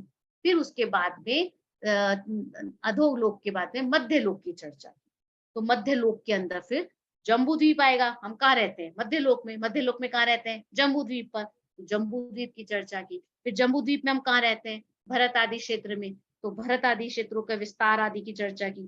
फिर उसके बाद में इसके डिटेल करके भरत क्षेत्र का आदि चर्चा करके काल चक्र की बात की, ये कौन से काल है। फिर विद्यमान 20 तीर्थंकरों की चर्चा करी है कि वो कहाँ है, कैसे हैं, क्योंकि 20 विद्यमान 20 तीर्थंकर है, वो भी हमको समझना चाहिए कि कहाँ पे पाए जाते हैं। फिर उसके बाद में अंत में उन्होंने अकृत्रिम चैत्यालों की चर्चा की है, काल के बाद में साथ साथ अकृत्रिम चैत्यालों का वर्णन किया है। तो ये तीसरा अध्याय हमारा पूरा हो गया। फिर उसके बाद में उन्होंने ये जो चौथा अध्याय है उसके अंदर चर्चा करी है वैमानिक देवों की, क्योंकि मध्य लोक आ गया, अब ऊर्ध्वलोक की चर्चा करनी है। तो चौथे अध्याय में ऊर्ध्वलोक की चर्चा की, वैमानिक देवों की चर्चा की, देवगति का स्वरूप बताया गया है। और फिर साथ में अगर हम आगे चलते जाएं तो उनके सारे जो भेद थे 10 प्रकार के, 12 प्रकार के, जिस तरह के जिसके जैसे जैसे भेद है उन सबकी चर्चाएं यहाँ पर आई हैं। तो वो आप एक बार सूत्रों को देख लेना, देवों के बारे में जो डिफरेंट तरह के जो उनकी व्यवस्थाएं होती है उन सब की चर्चाएं, उनके प्रकार आदि सारे यहाँ पर आचार्य उमा स्वामी ने चर्चाएं कर दी हैं। फिर उसके बाद उन्होंने यहाँ पे 20-21 सूत्र के अंदर बताया कि किस तरह से वैमानिक देव जो होते हैं, जो ऊपर ऊपर के स्वर्ग में चले जाते हैं, तो उनका क्या होता है, उनका आयु है, उनका प्रभाव है, उनका सुख है, वो बढ़ता जाता है, वृद्धि को प्राप्त होता है। फिर उसके बाद में उन्होंने कहा कि जैसे जैसे उनका जो परिग्रह है वो कम होता जाता है, तो उनका सुख उतना ही बढ़ता जाता है। इस सूत्र को कहने से मतलब ये है कि परिग्रह के होने में सुख नहीं है। तो अभी हमारे पास परिग्रह है ना, तो इसलिए हम सुखी नहीं है। तो हमको ये और सुख नहीं है या सुख है, इसको समझना है, तो हम देख सकते हैं कि अगर हमारे पास परिग्रह है तो इसका मतलब हम सुखी नहीं हो सकते। फिर लेशय आदि की चर्चाएं की हैं, कल्पवासी देवों की चर्चाएं की हैं, लोकांतिक देवों की चर्चा की है, फिर तिर्यंच गति के देवों की चर्चा की है, और उसके बाद में आयु का के बारे में चर्चा की। उनकी आयु, सभी देवों की आयु है, मनुष्य की आयु है, तिर्यंचों की आयु है, इन सब की चर्चा चौथे अध्याय के अंदर कर दी है। मतलब एज लिमिट बता दिया कि भाई जो तुम समझते हो कि देव गति अच्छी होती है, तो उसमें भी लिमिट है कि उसके भी जो भोग है, विषय भोग है, उनकी भी एक लिमिट है, उसके बाद वो भी छूट जाती है। फिर आता है 5वां अध्याय। अब 5वें अध्याय के प्रारंभ, मतलब अभी तक के जो अध्याय चले, प्रारंभ के 4 अध्याय वो किसको लेकर चल रहे थे, जीव तत्व को लेकर। अब 5वें अध्याय से हमारा चर्चा शुरू होती है अजीव तत्व के वर्णन, ठीक है। और 6वां 7वां जो है वो किसकी है, आश्रव तत्व की वर्णन है। तो हमारे पास में 5वां 6वां 7वां है ना, और 8वां ये हमारे कोर्स में है। तो 8वें में बंध की चर्चा की है, तो हम वहां तक करेंगे। बाकी का जो आगे संवर्ण निर्जरा की चर्चा 9वें में है और मोक्ष की चर्चा 10वें में है, वो हमारे नेक्स्ट सेमेस्टर के अंदर हम उनको देखेंगे। तो अजीव तत्व की चर्चा हमारी प्रारंभ हो रही है 5वें अध्याय के अंदर, ठीक है। मतलब जिसमें चेतना नहीं है वो अजीव है, ठीक है ना। तो अजीव की चर्चा अब जब हम करेंगे तो यहाँ पर आचार्य ने देखिए यहाँ के धर्म अधर्म आकाश काल से शुरू किए, क्योंकि उनको यहाँ पे काय बताना था। पंचास्ति काय सुना है ना आपने, पंचास्ति काय आचार्य कुंद ने लिखा है। तो काय बहुप्रदेशी वर्ड है और इससे आप परिचित हैं, द्रव्य संग्रह में पढ़ा है आपने। तो काय शब्द बहुप्रदेशी है, तो यहाँ ये अजीब भी बताना चाहते थे, साथ में उनका बहुप्रदेशी पना भी बताना चाहते थे। इसलिए आचार्य ने धर्म अधर्म आकाश पुद्गल से अजीब द्रव्यों की चर्चा प्रारंभ की है। फिर उसके बाद में ये सारे सूत्र अब आपके सिलेबस में नहीं है, तो इन्हीं धर्म अधर्म आकाश काल और उनका स्वरूप बताया जा रहा है, उसकी चर्चा है यहाँ पर। और ये इसके बाद में आपके पास में सूत्र आ जाता है, ये वाला सूत्र आपके सिलेबस में है, परस्परोपग्रहो जीवानाम, 21 नंबर का सूत्र है, जो हमारा आज की क्लास का सूत्र है। नया जो हम पढ़ेंगे वो है परस्परोपग्रहो जीवानाम। सुना है ये सूत्र कभी कहीं पढ़ा है? पढ़ा है मैम। और इसका अर्थ जो किया जाता है, हाँ, इसका अर्थ लोक में अलग तरह से चला जाता है, लेकिन कत्वार सूत्र का ये सूत्र है उसका ही लिखा गया, आचार्य उमा स्वामी ने लिखा है, लेकिन इसका अर्थ यहाँ पर अलग है।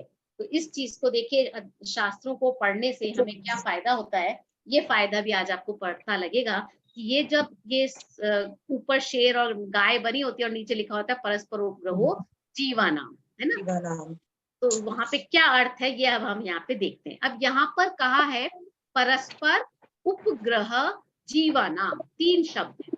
जीवानाम ये हमारा षष्ठी बहुवचन हो जाता है। उपग्रहो, उपग्रह वर्ड था, विसर्ग था, उसका ओ हो गया। परस्पर और उपग्रह में संधि हो गई, इसलिए परस्परोपग्रहो जीवानाम। चलिए बोल दीजिए एक बार इसी।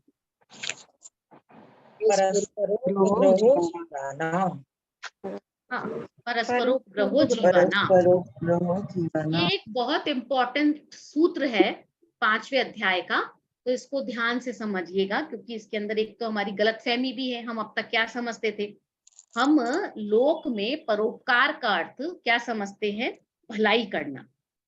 परोपकार शब्द का अर्थ हम भलाई करना समझते हैं ना, उसने मेरी भलाई की, या मुझे किसी की भलाई नहीं लेनी, मुझे किसी का परोपकार नहीं करना, मैं उन पर परोपकार करता हूँ, हमें परोपकार के कार्य करने चाहिए। तो परोपकार शब्द से हम क्या लेते हैं, भलाई के अर्थ में लेते हैं, है ना। तो यहाँ पर परोपकार का अर्थ वो नहीं आएगा, भलाई नहीं आएगा, भलाई नहीं आएगा। इस कारण क्या है, क्योंकि पहले का जो सूत्र है 20वें नंबर का सूत्र है, उसमें आचार्य ने कहा सुख दुख जीवित मरणोपग्रहाश्च, उपग्रह की बात की है। उपग्रह उपकार, उपग्रह का मतलब उपकार, परोपकार, है ना, उपकार। तो उपकार सुख दुख जीवित मरणोपग्रहाश्च, क्या कहा यहाँ पे देखिए इसका अनुवाद, शरीर सुख दुख जीवन मरण में निमित्त होना पुद्गलों का जीवों के प्रति उपकार है। अब यहाँ उपग्रह वर्ड आ गया है, तो उपग्रह वर्ड यहीं पर नीचे आया तो इसी से रिलेट हो गया है। तो आचार्य ने सुख के साथ दुख देने को, जीवन के साथ मरण को भी उपकारों में गिनाया है। समझ रहे हैं आप? परस्परोपग्रहो जीवानाम कहने से पहले आचार्य ने क्या कहा है, सुख के साथ दुख देने को, जीवन के साथ मरण को भी उपग्रह में माना है, उपकार में माना है। और ये किसका है, पुद्गल द्रव्य का उपकार बताया, मतलब भला और बुरा दोनों को ही पुद्गल द्रव्य का उपकार बताया। आगे इसको थोड़ा सा देख लीजिए, क्योंकि आगे जयचंद जी छाबड़ा, जो पंडित जयचंद जी छाबड़ा है, पंडित कैलाश चंद जी है, पंडित राम जी भाई दोषी हैं, इन्होंने जो बात कही है उपकार को लेकर के, वो सेंटेंसेस, वो कोटेशंस आगे हैं आपके कोर्स के अंदर लिखे हुए हैं, मतलब बुक में लिखे हुए हैं। तो उन्होंने, मैं इसको संक्षेप में बोल देती हूँ कि उन्होंने वहां पे इसका अर्थ भलाई नहीं करा है। उन्होंने क्या कहा है कि किसी कार्य में सहायक, मतलब निमित्त, वो माना है। उपग्रह का अर्थ, उपकार का अर्थ निमित्त माना है, वो किसी काम में सहायक है। तो ये जो उपग्रह में उप उपसर्ग या ग्रह शब्द है ना, तो वैसे ही जैसे हम कहते हैं ना राष्ट्रपति, उपराष्ट्रपति, अध्यक्ष, उपाध्यक्ष, नगर, उपनगर, ऐसे प्रयोग करते हैं ना, तो ऐसे ही उपकार, उपकारक, ऐसा प्रयोग है ये। तो उपकारक जब हम कहते हैं राष्ट्रपति, उपराष्ट्रपति, तो वहां उप का मतलब क्या होता है, वो कि वो अब गौण है ना, वो निमित्त के फॉर्म में है। ये राष्ट्रपति का निमित्त है उपराष्ट्रपति, कि जब राष्ट्रपति नहीं होगा तो ये उपराष्ट्रपति काम करेगा, है ना, वहां गौण फॉर्म में होता है, उसका निमित्त होता है। तो प्रत्येक जो इस तरह से जो चीज होती है ना, जो द्रव्य है वो भले और बुरे दोनों में सहायक होते हैं, दोनों ही काम करते हैं द्रव्य। तो जैसे धर्म द्रव्य मोक्ष जाने में अगर निमित्त कारक है, तो वो नरक जाने में भी तो है, उसमें भी तो कारक है कि नहीं है। धर्म द्रव्य उपकारक है, किसमें है, मोक्ष जाने में।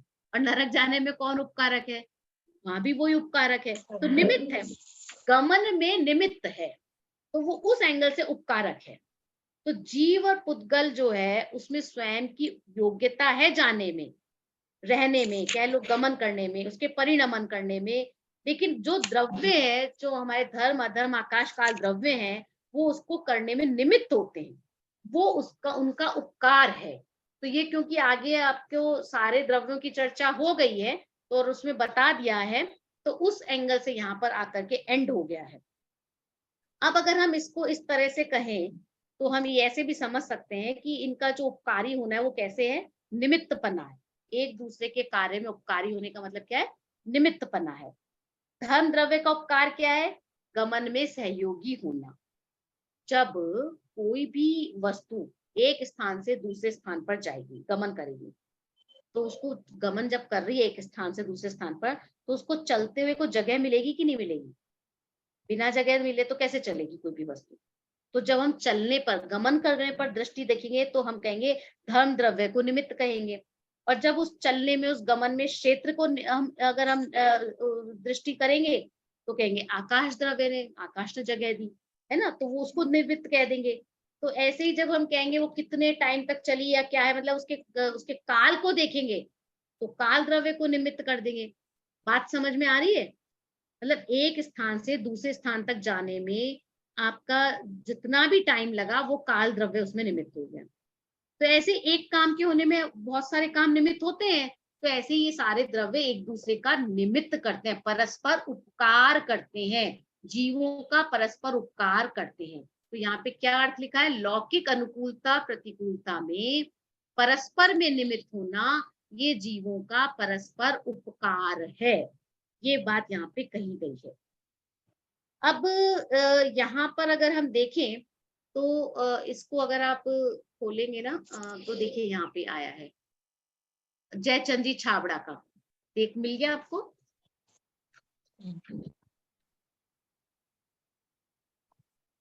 आप एक बार आप चाहे इसके जो बोल्ड लेटर्स है उनको यहाँ जहाँ पे ये आ रहा है ना उसका देख लीजिए, जहाँ पे ये सारे अर्थ बता दिए इन्होंने कि काल द्रव्य के सभी अर्थ द्रव्यों का प्रति उपकार है। उसके बाद यद्यपि लोक में मुख्य रूप से उपकार शब्द का भलाई करना माना जाता है, तथापि इस प्रकरण में उपकार शब्द का भलाई करना नहीं है, क्योंकि यहाँ सुख के साथ दुख देने को और जीवन के साथ मरण को भी गिनाया गया है। ये रीजन है कि उपकार शब्द का भलाई करना क्यों नहीं लिया गया। तो ये इसको अंडरलाइन कर लीजिए, इस पर प्रश्न बन सकता है। फिर उसके बाद जितने बोर्ड वाले हैं ना सेंटेंसेस, उन पर थोड़ा अटेंशन दे लीजिए। शरीर वचन मन और श्वासोच्छ्वास ये पुद्गल द्रव्य के उपकार है। साथ में सुख दुख और जीवन मरण भी जीवों के प्रति पुद्गल के उपकार है। ये तो पुद्गल के उपकार की बात कर दी। फिर उसके बाद में यहाँ पे नीचे और लिखा, यहाँ भलाई बुराई दोनों को ही पुद्गल द्रव्य के उपकार बताया गया है। तो उसके बाद नेक्स्ट पेज पर देख लीजिए, यहाँ पर कहे गए उपकार शब्द से तो भले बुरे सभी शरीरों को उपकारी बताया जा रहा है। यहाँ उपकारों में उपकार के साथ अपकार भी शामिल है, बुराई और भलाई दोनों शामिल है। फिर उसके बाद में यहाँ पर जयचंद जी छाबड़ा की जो वचनिका है, सर्वार सिद्धि वचनिका, उसमें जो उपकार शब्द का प्रयोग किया गया उसको लिखा है, उपकार शब्द का भला करना नहीं लेना, कछु कार्य का निमित्त होए तिसको उपकारी कहिए है। जयचंद जी छाबड़ा राजस्थान के थे, तो ढूंढारी भाषा है ये कि कच्चू कार्य को निमित्त हुए, कुछ कार्य को निमित्त हुए, किसको उपकारी कहिए, उसको उपकारी कहना चाहिए। फिर पंडित कैलाश चंद जी ने भी लिखा है, यहाँ उपकार का मतलब केवल भलाई नहीं लेना चाहिए, बल्कि किसी भी कार्य में सहायक होना उपकार है। ठीक है, तो इस तरह से आप इसमें पढ़ लीजिएगा, सबके अंदर दे रखा है। तो ये सारी चर्चाएं मैंने जो उपसर्ग होता है उसकी भी बात कर ली है यहाँ पर, तो वो सारा आप यहाँ पर अब पढ़ लेना। अब यहाँ एंड में देखिए यहाँ पे क्या लिखा है, यह भी इस प्रकार यह सुनिश्चित हुआ, ये आपका आ रहा है पेज 196, सॉरी 296 215 सॉरी 216 215 मैडम 215 216 पे आइए सबसे लास्ट है जी। हाँ 215 का लास्ट सेंटेंस है तो 16 पे जा रहा है। इस प्रकार यह सुनिश्चित हुआ कि ये जीव और पुद्गल अपनी स्वयं की पर्यायगत योग्यता से चाहे नरक, चाहे स्वर्ग, चाहे निगोद, चाहे मोक्ष, सब जगह धर्म द्रव्य जाने में, आकाश द्रव्य रहने में, अधर्म द्रव्य गमन पूर्वक स्थिति में, ठहरने में और काल द्रव्य परिणमन में निमित्त होंगे। इसी को ये सूत्र उनका उपकार कहते हैं। देखिए कितना डिफरेंट मीनिंग है ना। अब आगे लिखा भी है डॉक्टर भारल ने कि इस प्रकार जीव भी परस्पर चाहे एक दूसरे का सहयोग करें या आपस में लड़े मरे, ये सूत्र तो दोनों को उपकार ही कहेंगे। मतलब समझ लीजिए सब कुछ आ गया। अब यदि हम ऐसा अर्थ करेंगे तो फिर उपकार शब्द का सही भाव हमारे ध्यान में आएगा। अब आगे देखिए जो अभी प्रचलन चल रहा है उसकी भूल को बताया है। बिना समझे बूझे हमने इसे अपना मोटो बना लिया है। मोटो के फॉर्म में यूज करते हैं ना इसको सब काफी लोग। तो लगभग सभी लोग इस तरह की बातें करते रहते हैं जैसे परस्पर उपग्रह जीवा नाम। यह सूत्र हमें आदेश दे रहा है कि हमें एक दूसरे के काम आना चाहिए। अरे भाई हमारे लिए तो संबंधित सभी परजीव चेतन परिग्रह है और शरीर आदि अचेतन परिग्रह है। जैन दर्शन में तो परिग्रह रूप इन पदार्थों के प्रति एकत्व, ममत्व एवं राग द्वेष को त्याग करने योग्य कहा है। तो निष्कर्ष यह है कि इन उपकारों के प्रकरण में उपकार पद का अर्थ भलाई करना नहीं, मात्र निमित्त होना है। ठीक है, बात समझ में आ गई। अब इसके बाद में यहाँ पे पुद्गल द्रव्य के बारे में काफी चर्चाएं हैं, तो आप देख लीजिएगा पुद्गल द्रव्य के जो भी पर्याय हैं उनकी चर्चा की गई है। ये अच्छा सूत्र, इसको पढ़ लेना चाहिए ताकि आपको ख्याल में रहे कि छाया भी होती है ना, वो भी पुद्गल है।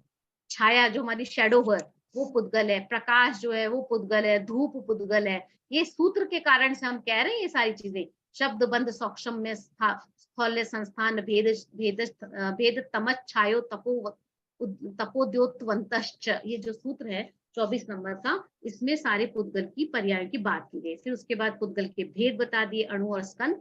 अब मैं यहाँ तक थोड़ा सा आपको ला करके फिर छोड़ देती हूँ। द्रव्य का लक्षण तक हमको आना है 29 नंबर का सूत्र। ये सारी चर्चाएं पुद्गल की चल रही है कि पुद्गल में अणु और स्कंद होते हैं। अणु जो समूह होता है उसको स्कंद कहते हैं। तो कैसे बनता है, कैसे हमको दिखाई देता है, वो सारी चर्चाएं की। फिर उसके बाद में कहा ये सब तो डिटेल हो गई, लेकिन हमको ये कैसे पता लगे कि सामान्य रूप से द्रव्य क्या है। भाई आपने धर्मादि द्रव्य की चर्चा कर ली, लेकिन सामान्य लक्षण क्या है द्रव्य का, तो वो लक्षण यहाँ पे इन्होंने बताया है। सत द्रव्य लक्षणम, सत द्रव्य लक्षणम। सद द था, त को द हो गया है पास में द होने से, तो सद द्रव्य लक्षणम। क्योंकि ये एक ही वर्ड बना दिया है इसलिए हमको यहाँ पे संधि करनी पड़ी। सद द्रव्य लक्षणम, बोलिए।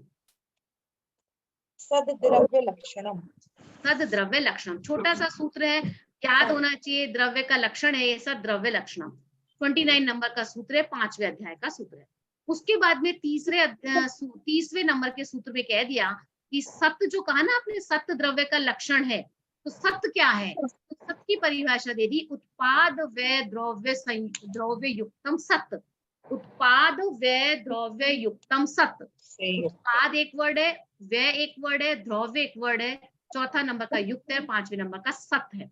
तो 5 शब्दों का ये सूत्र है, ये याद हो जाना चाहिए हमें। उत्पाद व्यय द्रव्य युक्तम सत्य, बोलिए। उत्पाद व्यय द्रव्य युक्तम सत्य। हाँ, जो उत्पाद है, व्यय है और द्रव्य से युक्त है वो सत्य है। दोनों सूत्र एक दूसरे से रिलेटेड है इसलिए साथ में रख लिए गए हैं। सत्य का लक्षण बताया कि द्रव्य क्या है, सत्य है। अभी हमने सत्ता की बात की थी ना, तब मैंने कहा था कि अब हम 5वें अध्याय में पढ़ेंगे द्रव्य का लक्षण भी सत्य कहलाएगा। वहां महासत्ता में भी हमने सत्ता की बात की थी। तो सत्ता, एग्जिस्टेंस द्रव्य का लक्षण है। तो ये एग्जिस्टेंस कैसे है, तो एग्जिस्टेंस हम कैसे माने, किसी भी चीज के बारे में हम कैसे कहेंगे, तो इन्होंने कहा जिसका उत्पाद हो, जिसका व्यय हो और जिसका द्रव्य हो, जब ये तीनों क्वालिटीज जिस चीज में होंगी वो सत्य कहलाएगा, वो एग्जिस्टेंस कहलाएगा।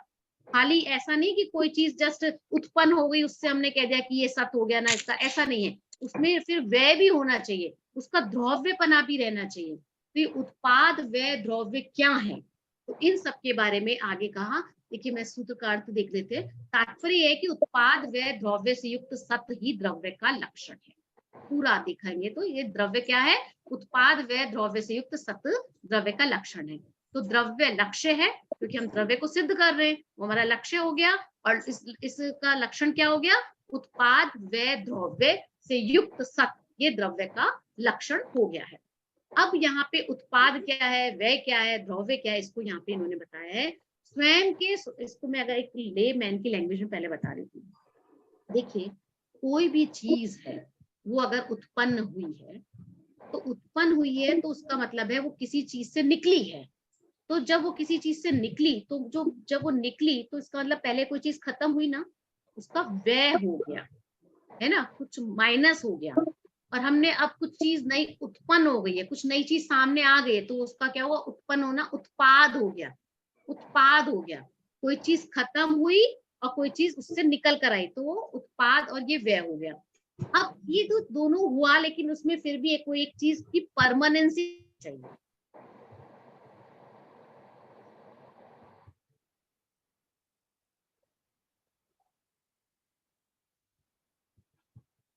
आपके पास में गोल्ड के ऑर्नामेंट्स हैं, गोल्ड के बैंगल्स हैं, चेन है, सेट है, कानों के भी हैं, रिंग्स हैं, सब गोल्ड के हैं। गोल्ड बिस्किट भी हो सकता है। अब ये जो गोल्ड का बिस्किट है, हम उसको लेकर के गए सुनार के पास में और कहा कि इससे हमको हार बना दो। तो अब वो क्या करेगा, उस गोल्ड के बिस्किट से हार बना देगा। तो जो गोल्ड था उसको, बिस्किट को गला करके उसने नेकलेस बना दिया, हार बना दिया। तो ये जो हार बना, ये क्या हो गया, उत्पाद हो गया। और जो बिस्किट खत्म हुआ, जो गल गया, वो क्या हो गया, व्यय हो गया।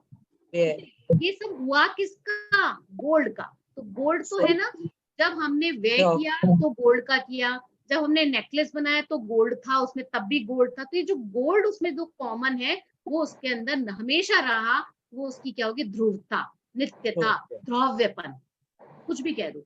तो ये है हमारे उत्पाद व्यय द्रव्य। तो एक फेमस एग्जाम्पल है ये आचार्यों का सोने को लेकर के, या तो घड़े की चर्चा करेंगे या सोने की चर्चा करेंगे, ठीक है। तो ये एग्जाम्पल इसके अंदर मिलता है। तो सत का मतलब हो गया, सत मेरा लक्षण है, सत द्रव्य लक्षणम, कायम रहना, एग्जिस्ट करना, हमेशा बने रहना, ये मेरा लक्षण है। इससे पता है क्या पता लगता है, एक बहुत बड़ा भय खत्म हो जाता है इस लक्षण को समझने से। सद्द्रव्य लक्षणम हमको याद रह जाए तो अब हमें डर ही नहीं है कि हम कभी मरेंगे ही नहीं। क्यों, हम तो हमेशा कायम रहने वाले हैं। मैं द्रव्य हूँ, जीव द्रव्य हूँ, सत मेरा लक्षण है, तो यानी कि मैं कभी मर ही नहीं सकती। तो अब हम जो डरते हैं ना, ये मर जाएंगे, ये एक्सीडेंट हो जाएगा, या ऐसा होगा, उनका क्या होगा, कुछ नहीं होगा। जो हमारा सत है वो कायम रहेगा। अब आप कहें कि आप तो कह रहे हो कि कायम रहेगा, कायम रहेगा, लेकिन जब हम क्रिमेशन के लिए लेकर जाते हैं, डेड बॉडी को लेकर जाते हैं शमशान में, उसको क्या कहोगे, वो भी तो है, वो भी तो सत है कि नहीं है। नहीं, वो सत नहीं होगा। क्यों नहीं होगा, क्योंकि तीनों कंडीशन चाहिए उस चीज में, उत्पाद भी हो, व्यय भी हो, द्रव्य भी हो, तब हम आपको आचार्य कह रहे हैं कि वो सत होगा। तीनों कंडीशन होनी चाहिए, तब वो सत कहलाती है। मतलब हर वस्तु में उत्पाद व्यय होता रहता है, कंटिन्यूअस। हर चीज में प्रति समय बदल रही है, परिवर्तन हो रहा है ना, पर्याय तो क्षण क्षण बदल रही है। अभी देख लो, हमने कितने टाइम पे ज्वाइन किया था और अभी क्या हो गया है, पर्याय तो बदल रही है। तो ऐसे उत्पाद हो रहा है, व्यय भी हो रहा है। तो जो सब द्रव्य गुण पर्याय है, उनमें उत्पाद और व्यय निरंतर चल रहा है, प्रति क्षण, हर समय हो रहा है। तो वस्तु का नई अवस्था को धारण करना क्या कहलाता है, उत्पाद। वस्तु का नई अवस्था, नई न्यू फॉर्म को लेना क्या कहलाता है, उत्पाद। और जो उसने अवस्था अब ली, तो पहले जो छूट गई, जो पिछली अवस्था छूट गई, वो उसका क्या हो गया, व्यय। तो पिछली अवस्था का छूटना क्या कहलाएगा, व्यय, ठीक है। तो अवस्था का उत्पाद और व्यय तो हुआ, लेकिन जिस वस्तु में हो रही थी वो वस्तु क्या कहलाएगी, ध्रुव। तो इस तरह से ये उत्पाद, व्यय और ध्रुव है। तो पदार्थ का लक्षण क्या है, सत। पदार्थ का कहो, द्रव्य का कहो, सब एक ही बात है। तो सत है, तीनों क्वालिटीज होनी चाहिए। परमानेंसी विथ अ चेंज, तो बने रहकर भी बदलते रहना, मतलब स्थायित्व के साथ बदलाव, वो है उत्पाद व्यय ध्रुव। ठीक है ना। देखिए अब यहाँ की इसकी परिभाषा पढ़िए। स्वयं के स्वभाव मतलब अपनी जाति को छोड़े बिना नवीन अवस्था की प्राप्ति। स्वयं को स्वभाव को छोड़े बिना क्यों कहा? नहीं तो उसका ध्रुवपना नहीं रहेगा, तो उसको ध्रुवपने को तो छोड़ा नहीं है। और नवीन अवस्था की प्राप्ति क्या है? उत्पाद है। पूर्व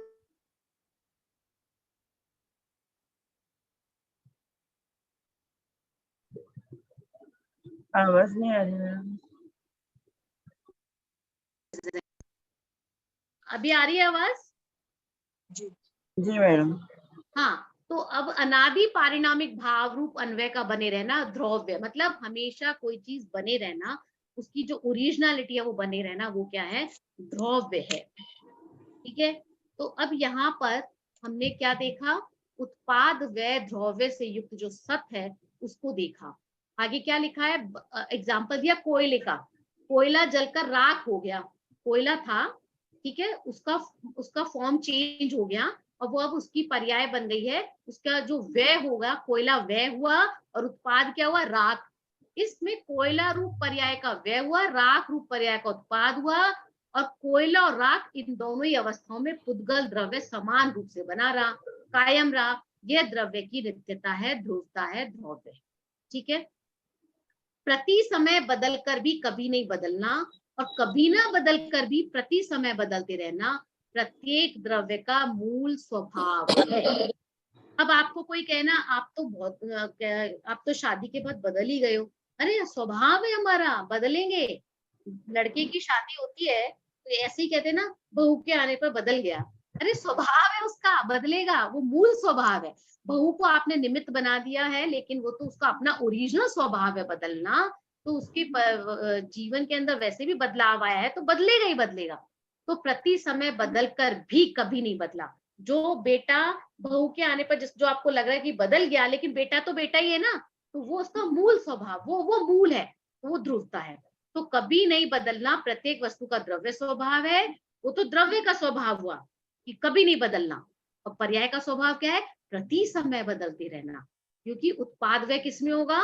पर्याय में हो रहा है। पर्याय में ही आपके है ना उत्पन्न हो रहा है और व्यय हो रहा है, लेकिन ये जो पर्याय वो हो किसमें रही है? द्रव्य के अंदर। तो प्रत्येक वस्तु यानी द्रव्य द्रव्यार्थिक न्याय से कभी भी नहीं बदलती, पर पर्यायार्थिक न्याय से प्रति समय बदलती ही रहती है। अब यहाँ पर आपको ये शब्द फिर से मिलेगा, द्रव्यार्थिक और पर्यायार्थिक।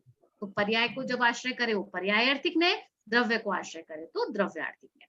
तो यहाँ तक हम इसको छोड़ते हैं क्योंकि नेक्स्ट क्लास आने वाली है। हालांकि ये सूत्र इसके बाद वाला हमारे कोर्स में है, इसी से रिलेटेड भी है, लेकिन थोड़ा थोड़ा करके टाइम बढ़ जाता है। उनका गणधर लेना है रुचिका जी का। तो 31वें सूत्र से हम नेक्स्ट क्लास में थर्सडे को लेंगे और साथ में छठा अध्याय भी ले लेंगे। मेरी कोशिश तो यही रहेगी कि छठा अध्याय हम एक दिन में कंप्लीट करें, क्योंकि उसमें अभी क्या है, इतना एक्सप्लेनेशन का डिमांड नहीं है। उसमें इतनी वाली बात ऐसे नहीं है, डिटेल्स में नहीं जाएंगे हम, और हम उसके सूत्र और उसके शब्द, उसमें से जो जो शब्द सूत्र में आएंगे उन शब्दों को हम समझते चले जाएंगे। उस एंगल से अब उसको लेंगे। यहाँ तक की चर्चा क्या समझनी बहुत जरूरी थी। ये बार बार काम में आएगी, हर तरह से काम में आएगी, उसको समझना जरूरी था, तो इसलिए मैंने इसको ली थी यहाँ पे। यहाँ तक कोई डाउट है किसी को? कुछ पूछना है? बहुत स्पीड से लिया है मैंने। बहुत सारी बातें हैं। बहुत सारी बातें हैं। रुचिका जी आप ऐसा कीजिएगा, 1 घंटे के टाइम पीरियड तक का है ना, उसी को लीजिए। मतलब क्या हुआ, आप नयों को बताइए या फिर आप आगे का ये जो 5वां अध्याय का था वो ले लीजिए, आपकी इच्छा है। समझ गए आप? ताकि डिटेल भी नहीं हो। 2 घंटे का गणना करना इजी नहीं होता है, वो ठीक भी नहीं होता है। आप सिर्फ 1 घंटे वाला एरिया ले लीजिए, कोई भी ले लीजिए, आपकी इच्छा है, आगे वाला या पीछे वाला। हमने 1 घंटे तक नैगम न्याय की चर्चा की। आप क्या ले रहे हो? नैगम वाला ले लीजिए। ठीक है, ठीक है, वो ले लीजिए। जब हमें सम्यक दर्शन की प्राप्ति करनी है, मुक्ति की प्राप्ति करनी है, तो हमें 7 तत्व का बोध प्रमाण और नए रूप साधन से होगा। प्रमाण और नए साधन है। नैगम में संकल्प मात्र को गहन किया जाता है। ऐसी चीज जो अभी हुई नहीं उसका संकल्प ले लिया, वह नैगम्य है। ये भूत, वर्तमान, भावी प्रकार का होता है। निगम से नैगम बना है। वर्तमान के नैगम नय में काम की स्टार्टिंग हो जाती है। अब नैगम आदि नयों को 3 तरह का विभाजन किया है, ज्ञान नय, शब्द नय, अर्थ नय। ज्ञान नय में नैगम नय आ जाता है। शब्द नय में शब्द नय, संभिरूढ़ नय एवं भूत नय। अर्थ नय में नैगम, संग्रह, व्यवहार और ऋजु सूत्र नय। इकट्ठा करने को संग्रह नय कहते हैं। जैसे जीव कहा यह संग्रह नय है। संग्रह नय के 2 तरह का होता है, शुद्ध अशुद्ध। अब सत्ता के 2 प्रकार होते हैं, महासत्ता, अवान्तर सत्ता। यह प्रयोग कुनकुन आचार्य ने प्रवचन सार में कहे हैं। जाति अपेक्षा द्रव्य 6 है, संख्या की अपेक्षा अनंतानंत है। सत्ता मतलब होना होता है। सत में सारा विश्व आ जाता है, ये महासत्ता है। सब जीवों का अस्तित्व है। द्रव्य में भी सारा विश्व आ जाता है। सत्ता और द्रव्य ये 2 अलग अलग चीजें नहीं है, ये महासत्ता है। इससे बाहर दुनिया में कुछ नहीं है। महासत्ता के भेद करेंगे वो अवान्तर सत्ता है। द्रव्य 6 होते हैं, ये अवान्तर सत्ता हो जाएगी। संसारी कितने प्रकार के होते हैं, तो ये सब अवान्तर सत्ता में आ गया। महासत्ता ब्रॉड है, इसमें कोई भेद नहीं रहता। जब भेद होते रहेंगे हम करते रहेंगे, अवान्तर सत्ता है। शुद्ध संग्रह में महासत्ता आएगी। ये शुद्ध ये है क्योंकि अब संग्रह करने के लिए कुछ बचा नहीं है। जितनी भी अवान्तर सत्ता को ग्रहण करेगा, जो संग्रह है वह अशुद्ध संग्रह है। संग्रह ग्रहण करता है, इसलिए वह पूर्ण नहीं है, इसलिए अशुद्ध है। एक समुदाय को ही ग्रहण करता है, बाकी को छोड़ देता है।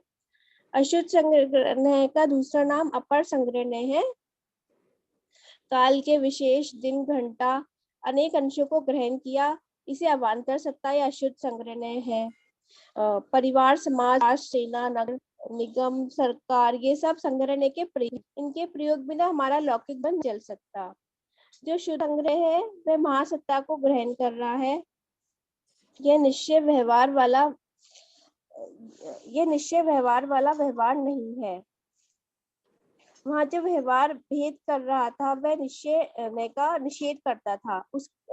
उनमें निषेध निषेध्य संबंध था। नैगम नय को द्रव्यार्थिक, प्राणार्थिक नय में डिवाइड कर सकते हैं हम। द्रव्यार्थिक नय में नैगम, संग्रह, व्यवहार ऐसे 3 भेद आ जाएंगे। और प्राणार्थिक नय में ऋजुसूत, शब्द, संभिरूढ़ एवं भूत नय ये आ जाएंगे। द्रव्यार्थिक, प्राणार्थिक नय एक दूसरे का निषेध नहीं करते हैं। व्यवहार ने जिस वस्तु को विषय बना रहा था या भेद कर रहा था, व्यवहार ने तो मतलब वस्तु का विषय बना रहा था या भेद कर रहा था, संग्रह ने में भेद कर रहा है। ये व्यवहार ने भी शुद्ध अशुद्ध के भेद से 2 प्रकार का है। संग्रह ने जीव कहेगा, व्यवहार ने है। संग्रह ने व्यवहार ने एक दूसरे के सप्लीमेंट है। संग्रह ने समास है तो व्यवहार ने समास विग्रह है। महासत्ता को विषय करने वाला शुद्ध द्रव्यार्थिक ने है और वस्तु में एकता समानता के आधार पर स्थापित की जाती है।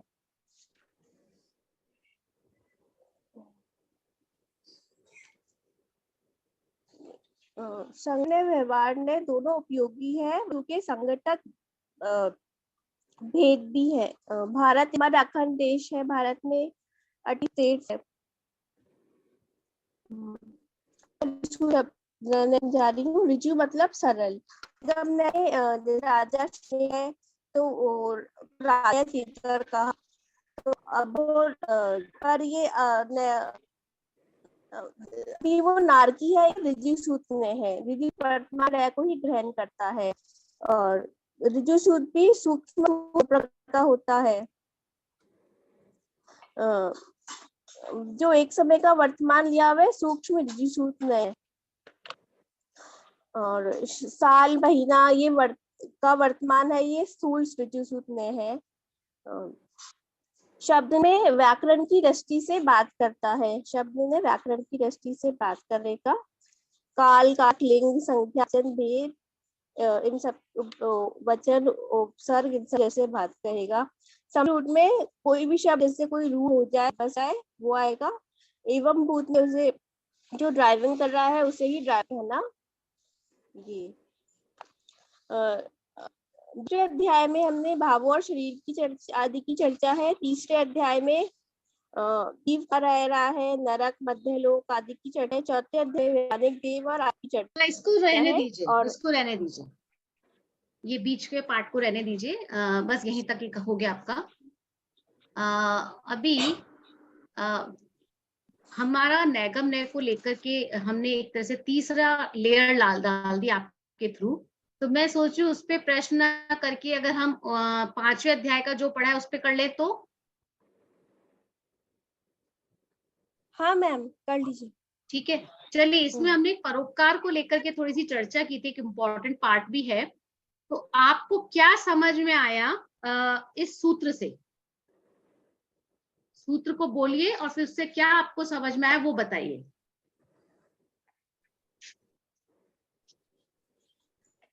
पेज 212 पर है।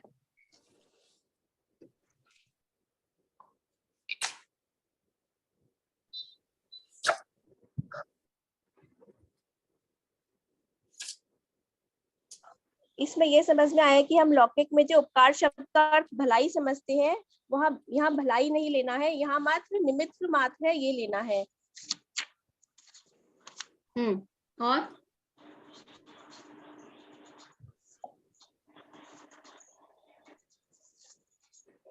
कारण बताया ना नीचे।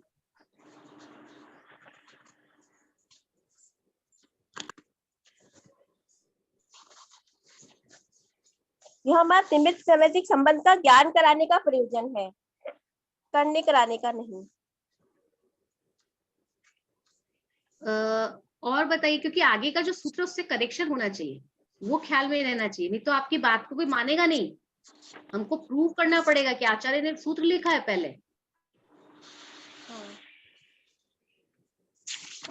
पहले का जो शब्द है सुख दुख जीवित मानवप्राश्रय, ये वाला मैम।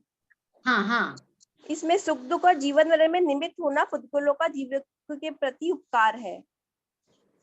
हाँ, तो मतलब ये जो उपकार है और बुराई परस्पर उपग्रह जो कहा ना, उस सूत्र को आपको एक्सप्लेन करना है, कैसे उपकार कर रहा है, कैसे परस्पर जीवों को उपकार की बात कही आ जाए, वो एक्सप्लेन करना है।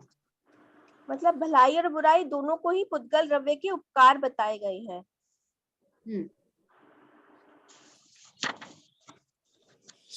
तो और यह उपकार में उपकार के साथ अपकार शब्द भी शामिल है। बस यहाँ पर यह उपकार का मतलब केवल भलाई नहीं लेना चाहिए, बल्कि किसी कार्य में सहायक होना उपकार है। हाँ, वो तो ठीक है, लेकिन जैसे मैंने आपको बताया ना द्रव्यों को लेकर के कि द्रव्य आपस में कैसे परस्पर उपग्रहो जीवानाम, तो जीवों का परस्पर उपकार है, तो परस्पर उपकार में जो द्रव्य है वो कैसे उपकार कर रहे हैं, ध्यान आया है कुछ?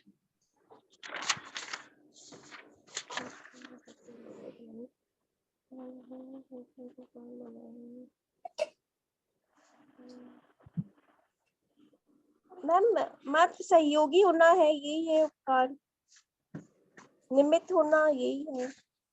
हाँ, वो किस तरह से हो रहे वही पूछ रही। जैसे धर्म द्रव्य का उपकार है गमन में सहयोगी होना, आकाश द्रव्य हमें जगह देना है। हाँ, ये सब। हाँ, ये सब अलग अलग द्रव्यों के हमारे ऊपर उपकार है। सभी द्रव्यों को अवकाश देना ही आकाश द्रव्य का उपकार है। अधम द्रव्य गमन करते जीवों पुद्गलों को स्थित होने में निमित्त बनाकर उपकार करता है, भला करता है। ठीक है, बढ़िया। अभी द्रव्य का लक्षण हमने पढ़ा था, तो क्योंकि इस अधिकार में तो ज्यादा कुछ है भी नहीं अध्याय में, और पढ़ा भी हमने थोड़ा ही है, तो द्रव्य का जो लक्षण पढ़ा था हमने, तो उसको कोई उदाहरण दे सकते हो? उसको लक्षण को किसी पे घटा सकते हो किसी उदाहरण पे? मैम सद्रव्य लक्षणम 29 और 30 नंबर का जो सूत्र है, जो द्रव्य का लक्षण कह रहा है, उसको किसी उदाहरण पे डाल सकते हो? द्रव्य का लक्षण सत है, गोल्ड के अलावा, गोल्ड के अलावा। हाँ,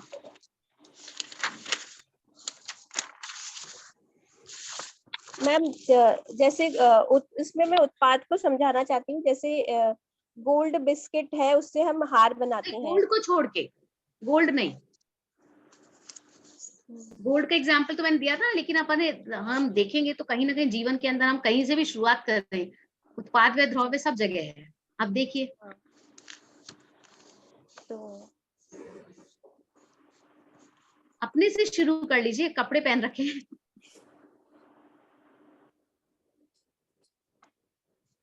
मैम जैसे नए कपड़े पहनते हैं हम, कुछ हमने तो ये हमने नए जो कपड़े पहने ये उत्पाद हो गया, नए कपड़े कपड़ों से तो नहीं, ऐसे नहीं बैठेगा।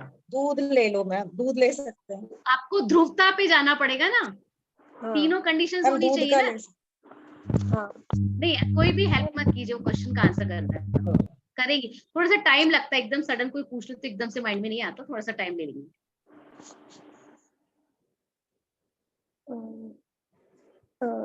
किसी भी चीज के मूल पे जाइए।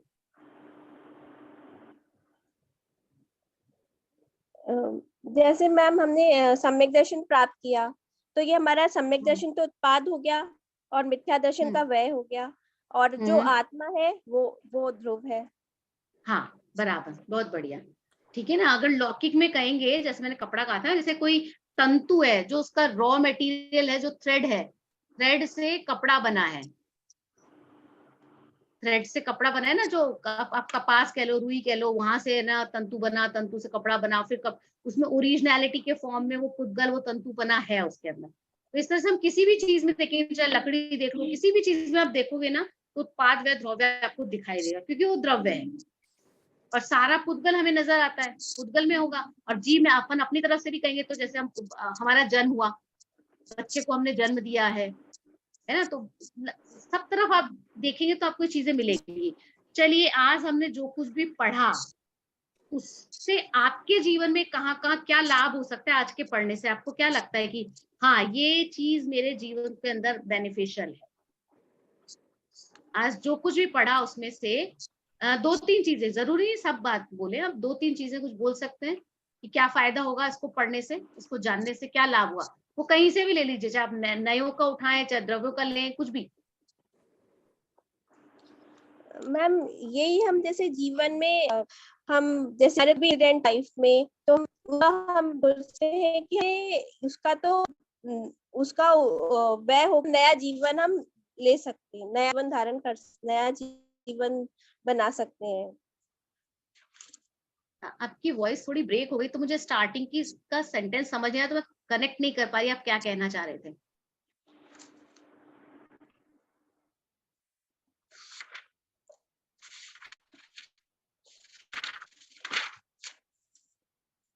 एक तो मैंने पढ़ा, हमारे में अज्ञानता थी और अब हाँ, ज्ञान आ गया, तो ये नए उत्पाद हो गया और वो अज्ञान का व्यय हो गया। तो इससे हमें जीवन में हम बहुत कुछ सीख सकते हैं कि हमें डिससेटिस्फाइड नहीं हो लाइफ से, पर मतलब कि हमें उसका उत्पाद होके हम सोचते हैं ना कि अब हम लाइफ में कुछ नहीं कर सकते, हम अज्ञान में ही लगे रहेंगे, पर ये हमारी गलती है कि उस अज्ञान का व्यय होके हम ज्ञान की उत्पाद हो सकता है। और एक और बता दीजिए। और इससे और हमें ये नैगम जैसे भी हम दैनिक जीवन में बहुत जरूरी है हमारा, कि इसकी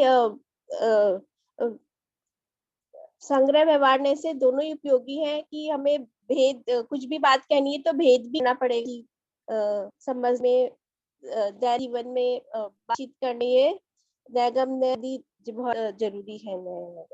हाँ, ठीक है। एक और चीज है जो ध्रुवता की बात मैंने की थी, कि अगर हमको ध्रुवता पता लग गई है, तो इसका मतलब है कि मैं ध्रुव तत्व हूँ, मेरा कभी मरण नहीं होगा, तो निर्भयता आ गई, है ना। सम्यक दर्शन के अंदर एक इम्पोर्टेंट शर्त है कि भय रहित होना चाहिए, है ना। तो इसलिए वो भय हमारा निकल जाता है, और मेरा लक्षण जब मुझको पता लग गया कि मैं उत्पाद और व्यय है, तो इसका मतलब आज मेरे अंदर कोई कमी है, तो कल निकल जाएगी। उसको आपने दूसरे फॉर्म में उसी बात को आपने बोल दिया था, ठीक है ना। तो कोई भी चीज के अंदर है तो हम चेंजेस एक्सेप्ट कर सकते हैं, और जब सामने कोई चेंजेस होते हैं तो वो भी हमको एक्सेप्टेबल होने चाहिए, हमारे में है वो भी और सामने वाले तरह के चेंजेस भी हैं तो एक्सेप्टेबल होने चाहिए, क्योंकि उसका ध्रुवपना तो कायम है। अभी वो इस समय क्रोध का रूप पर्याय के अंदर हमको भले ही दिख रहा है, लेकिन वो ऐसा ओरिजिनलिटी नहीं है, वो पर्याय है। तो हमको ये चीजें समझने से अब बारीकी में जाते जाएंगे ना, तो हर चीज में आपको, क्योंकि द्रव्य है तो लक्षण दिखेगा ही दिखेगा, उत्पाद व द्रव्य तीनों दिखेंगे, तो वो उससे हमको समझने में बहुत फायदा होता है दैनिक जीवन के अंदर। चलिए आज की क्लास को यहीं पे फिर खत्म करें। आप वो कर लीजिए, जिनवानी स्तुति कर लीजिए, बहुत लेट हो गए हम, आज नेक्स्ट क्लास स्टार्ट होने वाली है। जावानी के ज्ञान ते सूझे लोकालोक, सो वाणी मस्तक मन सदा देत रहूं। जय जय। जय जय जिनेन्द्र। जय जिनेन्द्र। आप लोग सूत्रों का पाठ कर रहे हैं?